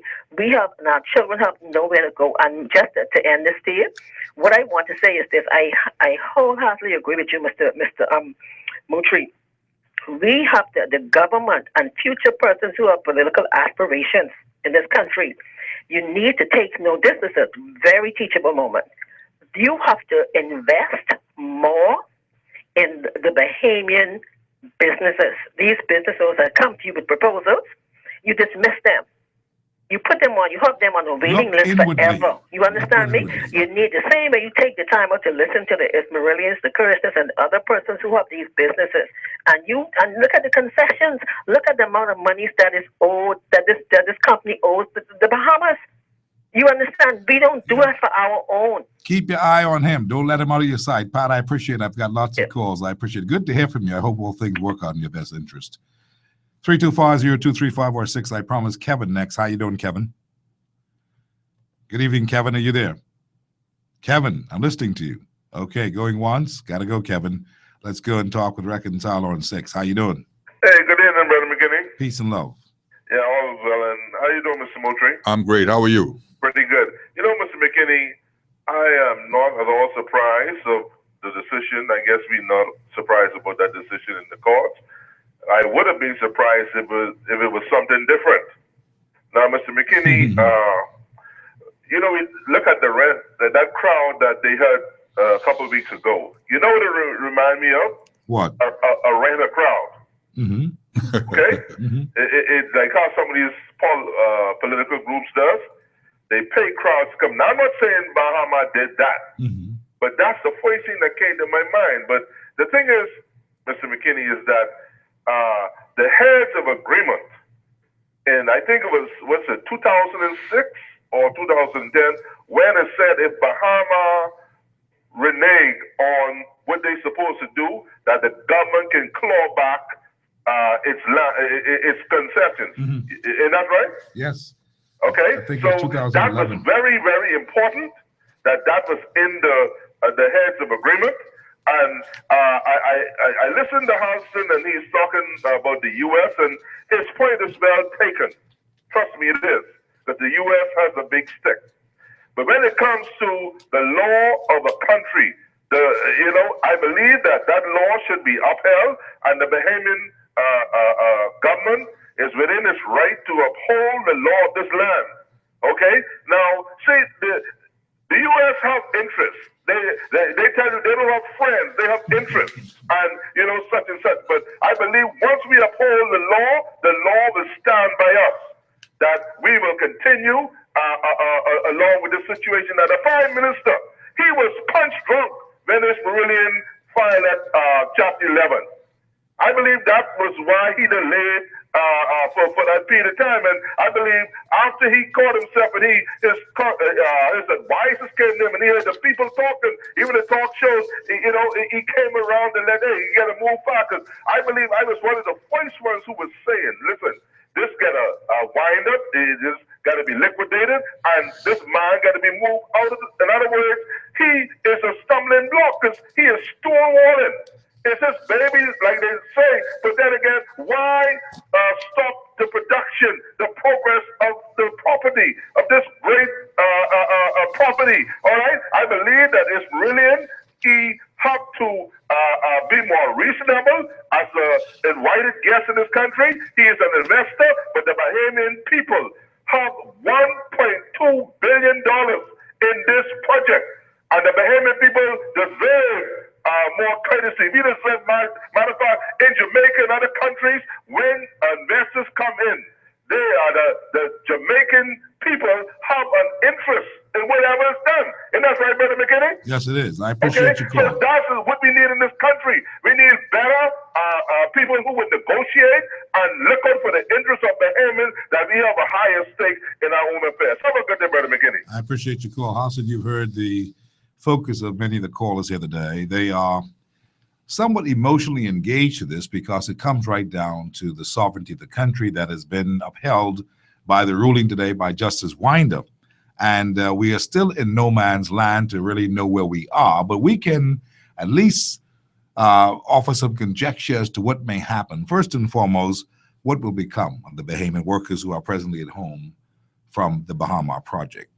Will the government continue to pay those workers? That's very key. Now, the Prime Minister in his speech, the national address the other night, did in fact say that they would continue to make the payments of workers. He tried to rest that and lay that rest assured and try to, allay all fears with that. But will the government continue to pay these workers? And some say, more importantly, where will they get the monies from? Others say, well, Bahama owes them, so they'll take it from that. We saw what the Bahama company owes the government of the Bahamas, somewhere cumulative to about $58.9 million in unpaid taxes and bills and electrical charges, et cetera, and all those kinds of things, and among some others.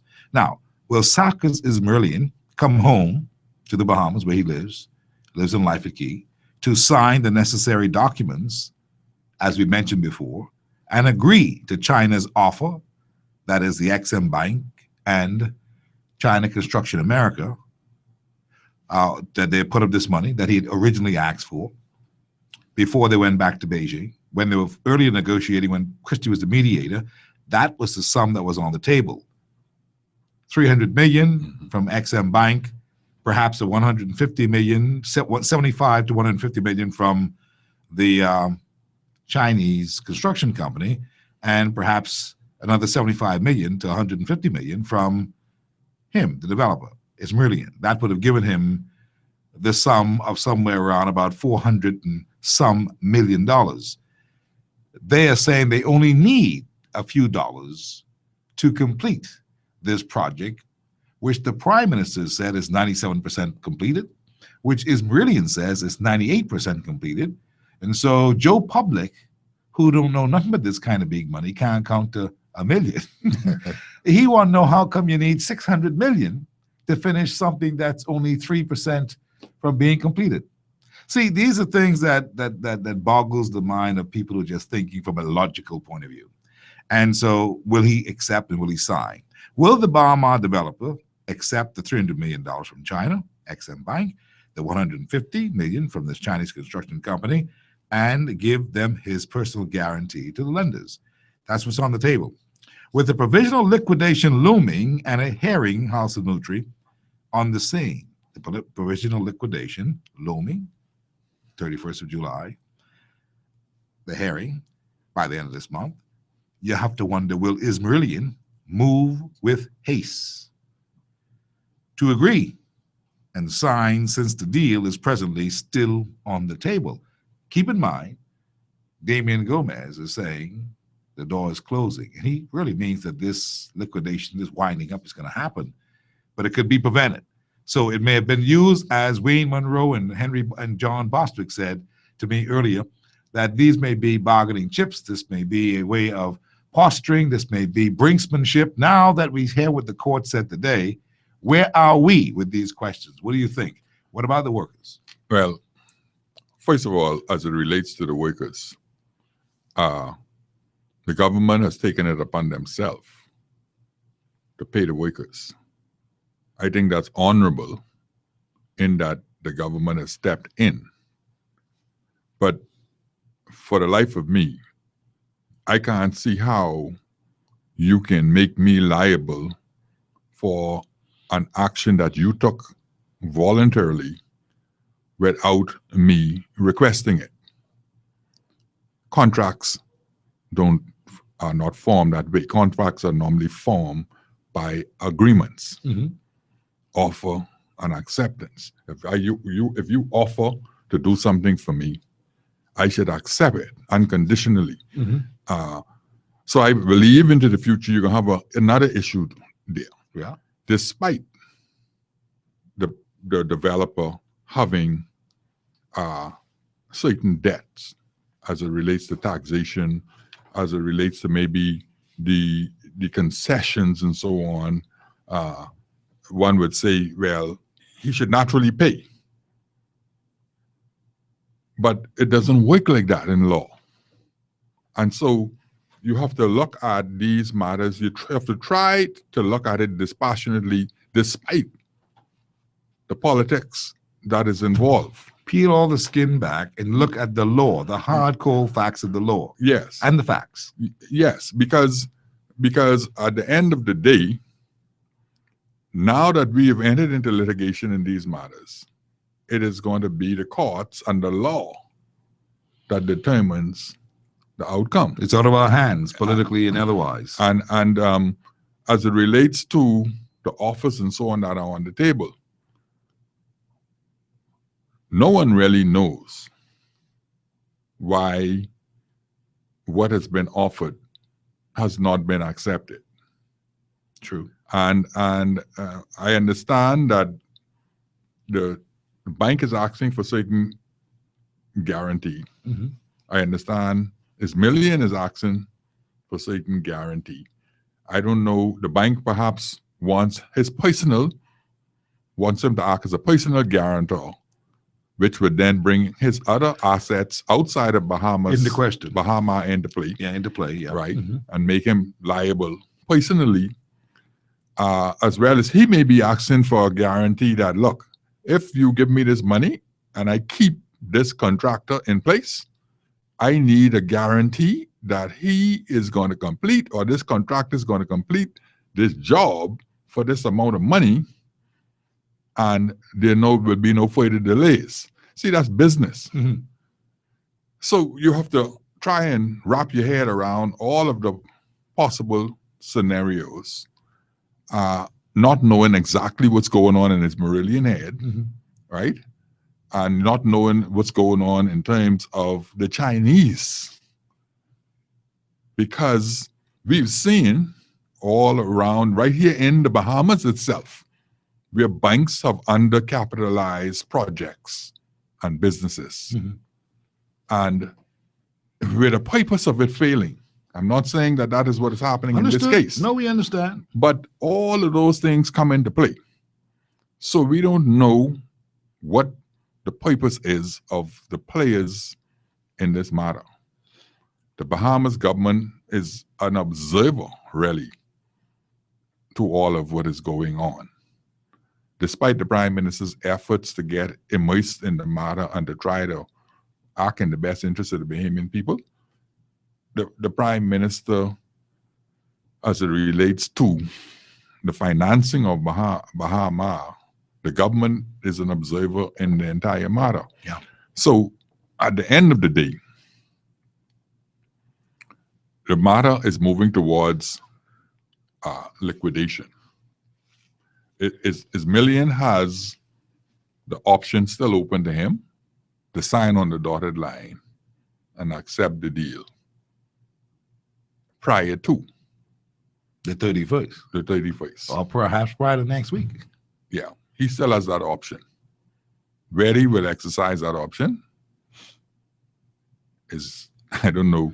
But one thing is for sure, in the words of Leslie Miller, some people are gonna sweat.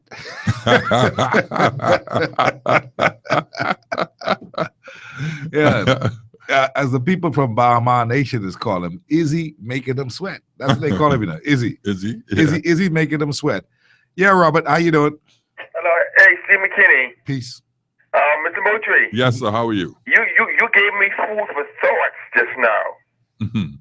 That is Million tried to drag the two superpowers in it. He tried to drag he's trying.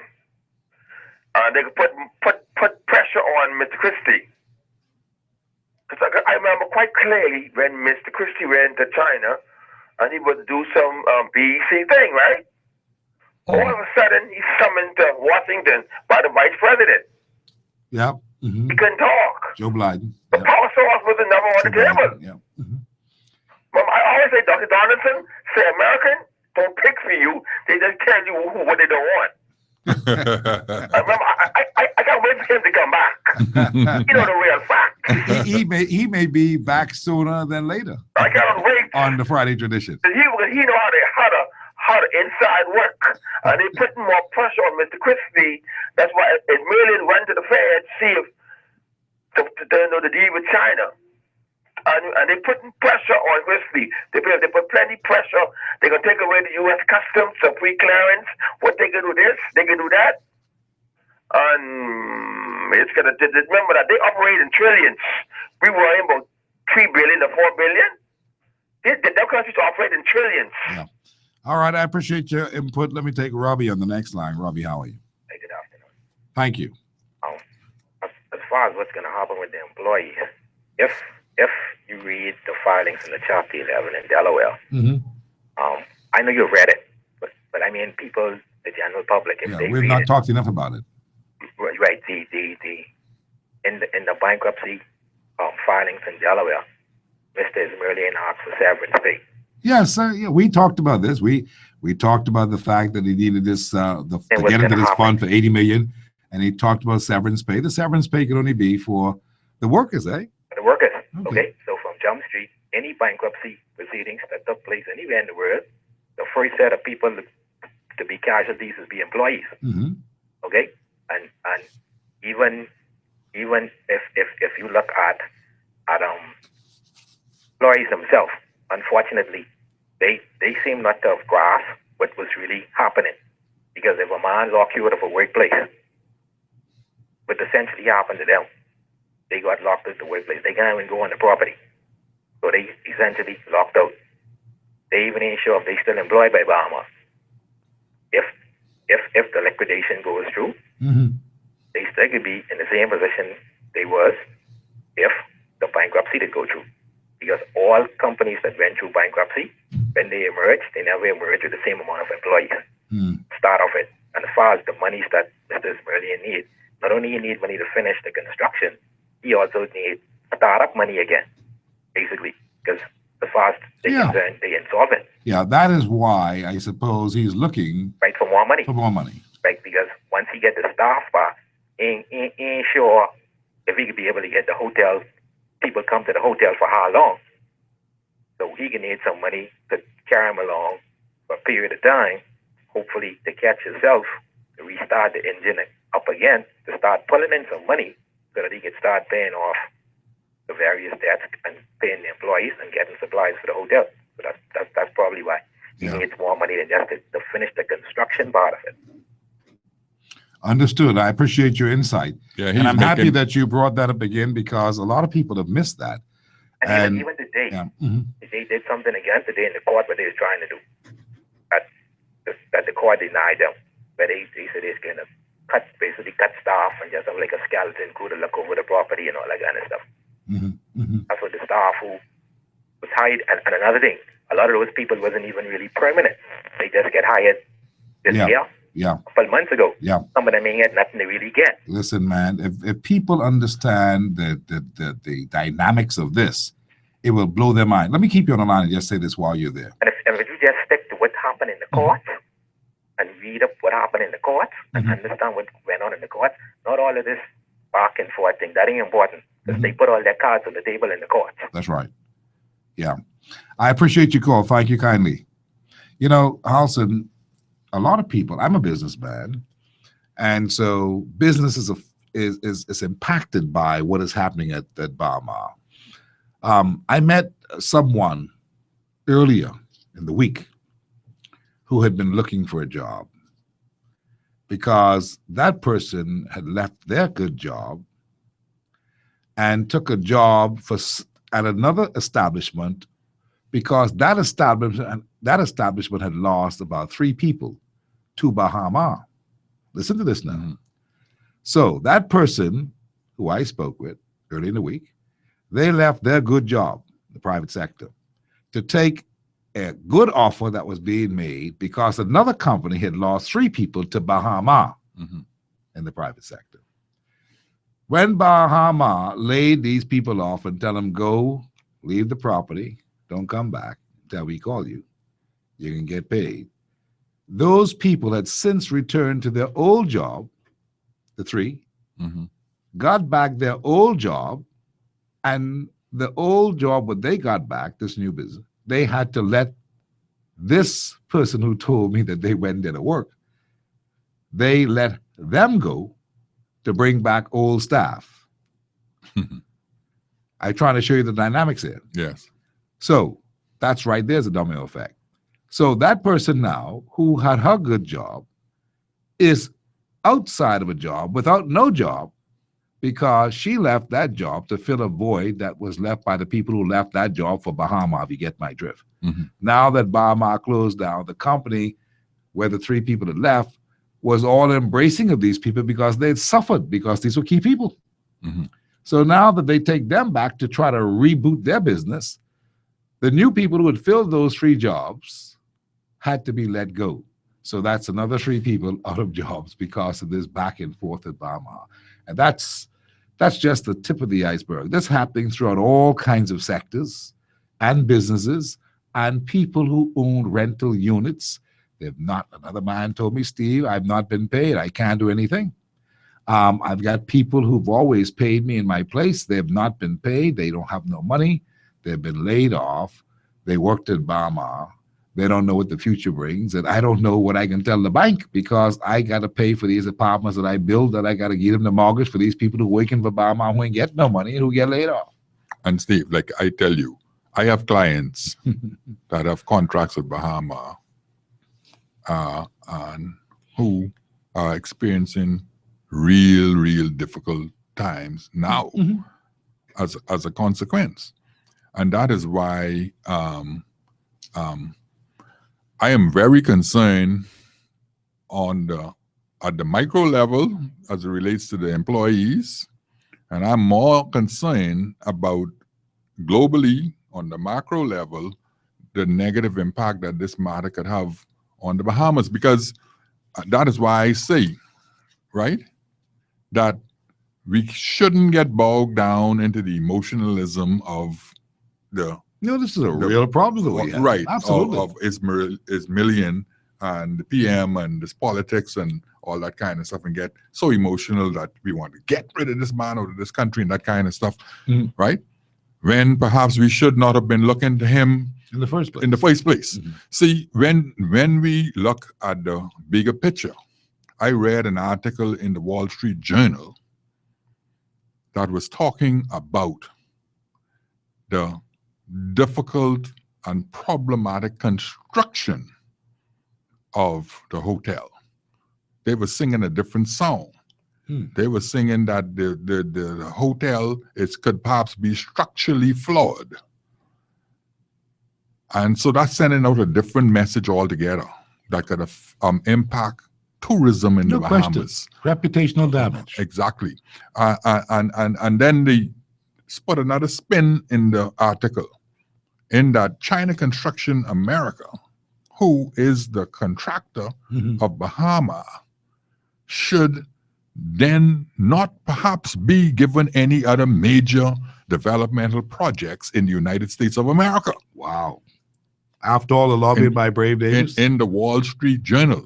So that is why I say this matter of Bahama could have far-reaching implications as a consequence of how we deal with it.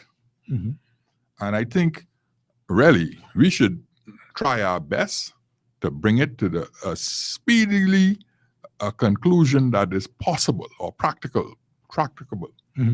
We need to bring it to an end because the publicity is not good. Yeah, and we're not facing a lot of that here, because how many people get online and get the Wall Street Journal and read and see the impact that it's having? The financial world, Bloomberg and those, they had it the first day. The minute it happened, these guys were on top of that like white on rice. And the commentary wasn't all that accommodating, and there were some other mitigating circumstances with this commentary, because they talked about how this country now is looking forward to not being downgraded from S&P, Standards & Poor's, considering our debt to ratio GDP, the debt ratio to GDP, considering that growing and getting higher, and we can't afford, and considering our national debt, we can't afford. And that's why I think I want to credit Prime Minister Christie with trying to do as many things as he can do. He met with the S&P people last week. We don't know the end results of that. We don't know the pressure that's on our Prime Minister. So I take Stephen Surratt's commentary about praying for him, because that's very important in this particular circumstance. See, we're so caught up, focused on the Bahama, wanting that to happen, that we're missing some other very strategic and very important elements to this whole thing. And that is a downgrade is not something that we can withstand at this particular time. We can't stand it. We don't want to hear it. We're hoping that they understand that this project is going to happen. So the enthusiasm and the optimism of the Prime Minister must be just that. As the leader, the chief executive, the man in charge of finance, this project will happen. He has to say that. Yes. He has to speak truth to power and believe it and work hard at it. And that, because that's for all of our good. Whether Minnis, as the Free National Movement's leader, understands it, whether the DNA, Branville McCartney, understands it, there's a bigger picture here that we must look at. And there is no time really for that kind of tribalistic politics to be at the forefront of these discussions. And that's why I say, I think that is where we ought to be looking. But Halson, before I move and shut down the show today, in the essence of time, and read some text messages, there's this fundamental thing that I keep looking at. The Prime Minister, in my view, missed a very important opportunity. Now, maybe it's early in his mind, but in announcing the position of the country, the governor of the Bahamas, and his first ever, and people have missed that, first ever national address. Did you realize that? Yes. First ever national address. I'm telling you, that's what it was. Now, when he was making that address, I believe that he should have gone a little further, Halson. There has to be a quieting of the Bahamian people who are under serious pressure, okay, psychologically. There's a lot of pressure on people. I got a report today for an appeal for talk shows to deal with some stuff on suicides and stuff from Sandilands. This is quite interesting because they know what they are seeing. They know what the circumstances are, though they didn't say so. But just an appeal to take a look at doing a series of shows along those lines can give you a little kind of like peep into the psyche of people right now. We have a problem on our hands. Oh, yes. No so, question and about Paul it. Morse talked about it, that a lot of people need some kind of treatment. People don't understand that. It is very hard to impact a fella and say, boy, you ain't got no more job. Woman, and they just take out mortgage. You understand? So I'm thinking the PM may have been a little short in his national address, unless he's going to do another one. That should speak. And I might thought he should have spoken to liberalizing some things in this country, relaxing some things in this country as far as paying for business license and stuff for people who may need to get into some business to stimulate the economy, get their whole thing running in their own home economy, if you will, to make some monies. And there are so many people. My reason for it is that I know hundreds, even thousands of people in this country who have talent, need a break to get started in business. There may not be any money to give them a capital injection house in Moultrie, but there may be some relaxing of certain permits and fees on these things to get them started, let them go and be entrepreneurs in their own spirit and in their own way. I think that can help because people want to do things, but people also have to go through certain procedures to get this done and get that done. And there has to be something right now to start them up and get them a break. I thought the PM was going to say, I thought if the PM had said that same night, as a result of all that's going on and all things that may come in the future, we are at least thinking about relaxing certain things in this country to give the business people who have a business sense, people who work in these hotels, they got business sense, you know. Mm-hmm. They want to get into business. This may be the ideal time. I think that the biggest problem facing the Prime Minister and his government at this time is that their behavior appears to be inconsistent with their message. They have a message of believing in the Bahamas and believing in Bahamians. Mm-hmm. But when we examine their policies and the way they function politically as a government, it is not consistent with that message. For example, we talk casually about the $1.2 billion worth of concessions given to the developer for the Bahama project. But we screaming and crying out for the government to consider Bahamians. For example, the government is the custodian of the Crown land. What is the government doing with Crown land to assist Bahamians? They're basically giving it away to foreigners who come in with investment proposals. And they use then the land and the concessions given by the government to go and raise funding for their projects. But can we say that the government is doing that also for Bahamians? No, we can't. We can't say Not it. truthfully. You see? So the government needs, in my estimation, to examine, for example, the educational system. They cannot expect crime to decrease when you create a person who is dysfunctional, cannot function within the legal framework, who has hardly any alternative but to try and dream up some number at night and hope the number falls. That's what you're creating with your programs and policies. That is the kind of nation we're developing. That is why the foreigners are coming in and exploiting us from the high end and the low end of our economy. Because right now, the people who we cry out against the most as illegal immigrants, they are displacing more Bahamians than you can imagine. Yes. In our economy. Mm-hmm. And the government is saying that they believe in us. They believe in Bahamians. We put in Bahamians first. But when you examine what is being manifested in the country, it's basically just the opposite. That is why this year, as a matter of fact, started off with a suicide. You remember? Mm-hmm. One of the first deaths this year was a suicide. Mm-hmm. People don't know where to turn. They can't make ends meet.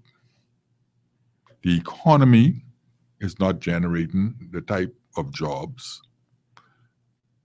Crime is extremely high. They are in fear. When I go home, sometimes I check around and so on even before I open my door. Mm-hmm. Because you have to be vigilant in the society that we have today. So when you speak out, Bahamians have to get dispassionate and understand that when you criticize because the people gave a mandate to those people to improve their circumstance. Yes. And if their circumstance is, instead of improving, degenerating, then they deserve the criticism. I don't care if you're in red, yellow, or green. Mm-hmm. You need to be critical of them. That is the only way we can improve our society and improve our nation. Serious food for thought.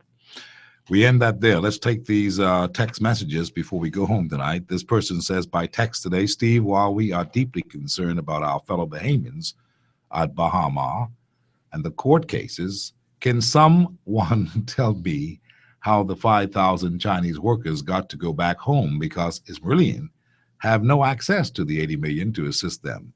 They have to live too. Another one says, I wonder if that brand new Gulfstream jet is part and parcel of the windup too. It could, because that's for pennies on the dollar. This one says, this caller is lost, meaning someone who called us earlier. He's living in the dream. The PLP is selling. Bahama will not open under this government. That's what that person says. He was referring to the caller, Anton Thompson, who called us earlier. Mm-hmm. This one says here, Mr. Mitchell, we just inherit a 5,000 Chinese immigration problem. That's what people are saying about those who, in fact, knows what the court case looked like today, that he doesn't have this money. They'll be working with his skeleton crew. What's going to be happening to these people? This one says, hi, Steve. Turney here. Were any of you in business with the loan shark? They set the terms of the loan and how that money is spent. Racketeering is what's going on, and it's being facilitated by the Bahamas government. Maybe because they are also beholden to these long loan sharks as well. That's what that person says, food for thought. This one says, Gal Pat, when Pat called, she says, Gal Pat, you so right. Ronnie say, I know them long time. Them people is mine. And when Bain Town woman catch a fire, even his Meridian run. Laughing loud is what that person says. This one says, good afternoon. Just to say one point, if this situation never took place, we would never have known how much Bahama owed. And when you play with puppy, they lick your mouth. Read between the lines is what that person says. And of course, read between the lines is also Nikki Kelly's column. It's also good reading, for real. Yes. That's the name of her column in the Punch. House of Nutri, I appreciate you today coming by to share with us, because these are very serious and complex times, and also serious and compelling times that we are living in. And I don't know if anybody's really counted the cost of this whole dilemma that's now been thrusted upon the Bahamian people, to the point now where we're not so sure what's going to happen, what's the circumstances, but we do know that it is a teachable moment, in the words of Christie, because we put all of our eggs in one basket. We put everything on that number right there, so to speak. Put the whole bag of chips, as they say on the blackjack tables, Right there. I sure with this.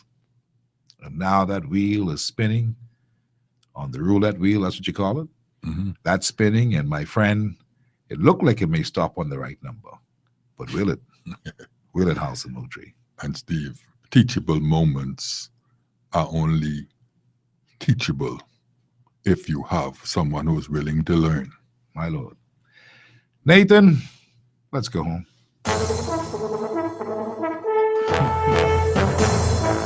That's our show today. My special guest, House of Moultrie. I thank him very much for coming by and sharing with us and looking at this whole matter of what had taken place today. Justice says, no way, not going to happen. Justice Ayn Winder today dismissed an application by Developers Bahama for Chapter 11 bankruptcy to be recognized in the Bahamas. And it didn't take him long either. Says he's also dismissing Bahamas' request for alternative relief that would temporarily hold off creditors from acting against the $3.5 billion development on Cable Beach. In the meantime, we look forward to July 31st. That's when they go to court on this government-inspired winding up liquidation for the appointment of a couple of impeccable character men who, in fact, are professional and will get the job done to caretake Bahama and the operations going forward. Our show today has been brought to you by the folks who make it happen. National Art Gallery, Commonwealth Bail Bonds, Bank of the Bahamas, BTC Every Day. Also, Supervalue, McKinney Group, RBC Visa, Ministry of Tourism, Advantage Insurance and Brokers, New Oriental, Grace Academy, Ron's Electric, Prime Immigration, Sky Bahamas, Superwash, Seafile, Sunburst, Paint, Commonwealth Bank, Executive Printers, Henry F. Store, Le Bleu, Ultra Pure Drinking Water. Tomorrow on the show, we're going to have Richard Lightburn. Don't miss it. It's only going to be for 1 hour and 15 minutes. Tomorrow, Hard Copy Live at 5.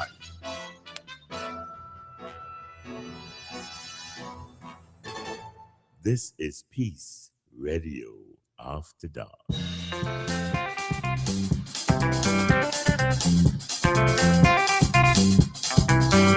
When the native women start to round, hear them calling these bad names now. You didn't you get from that with your picky head? You gotta sleep on the floor, you ain't got no bed. I knew them long time. Them people is mine. The women are fine as long as you stay in line.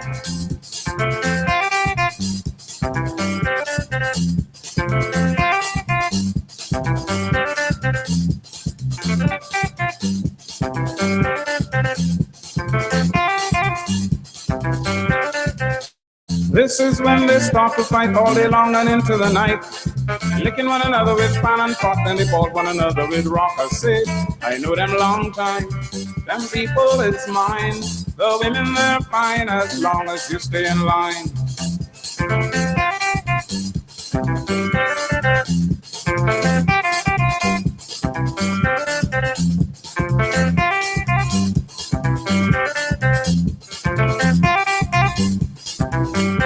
After all the fighting and cussing, policemen come to break up the fussing. One blow with a conch shell in his head, they most kill the policeman there. I say, I know them long time. Them people is mine. The women, they're fine as long as you stay in line.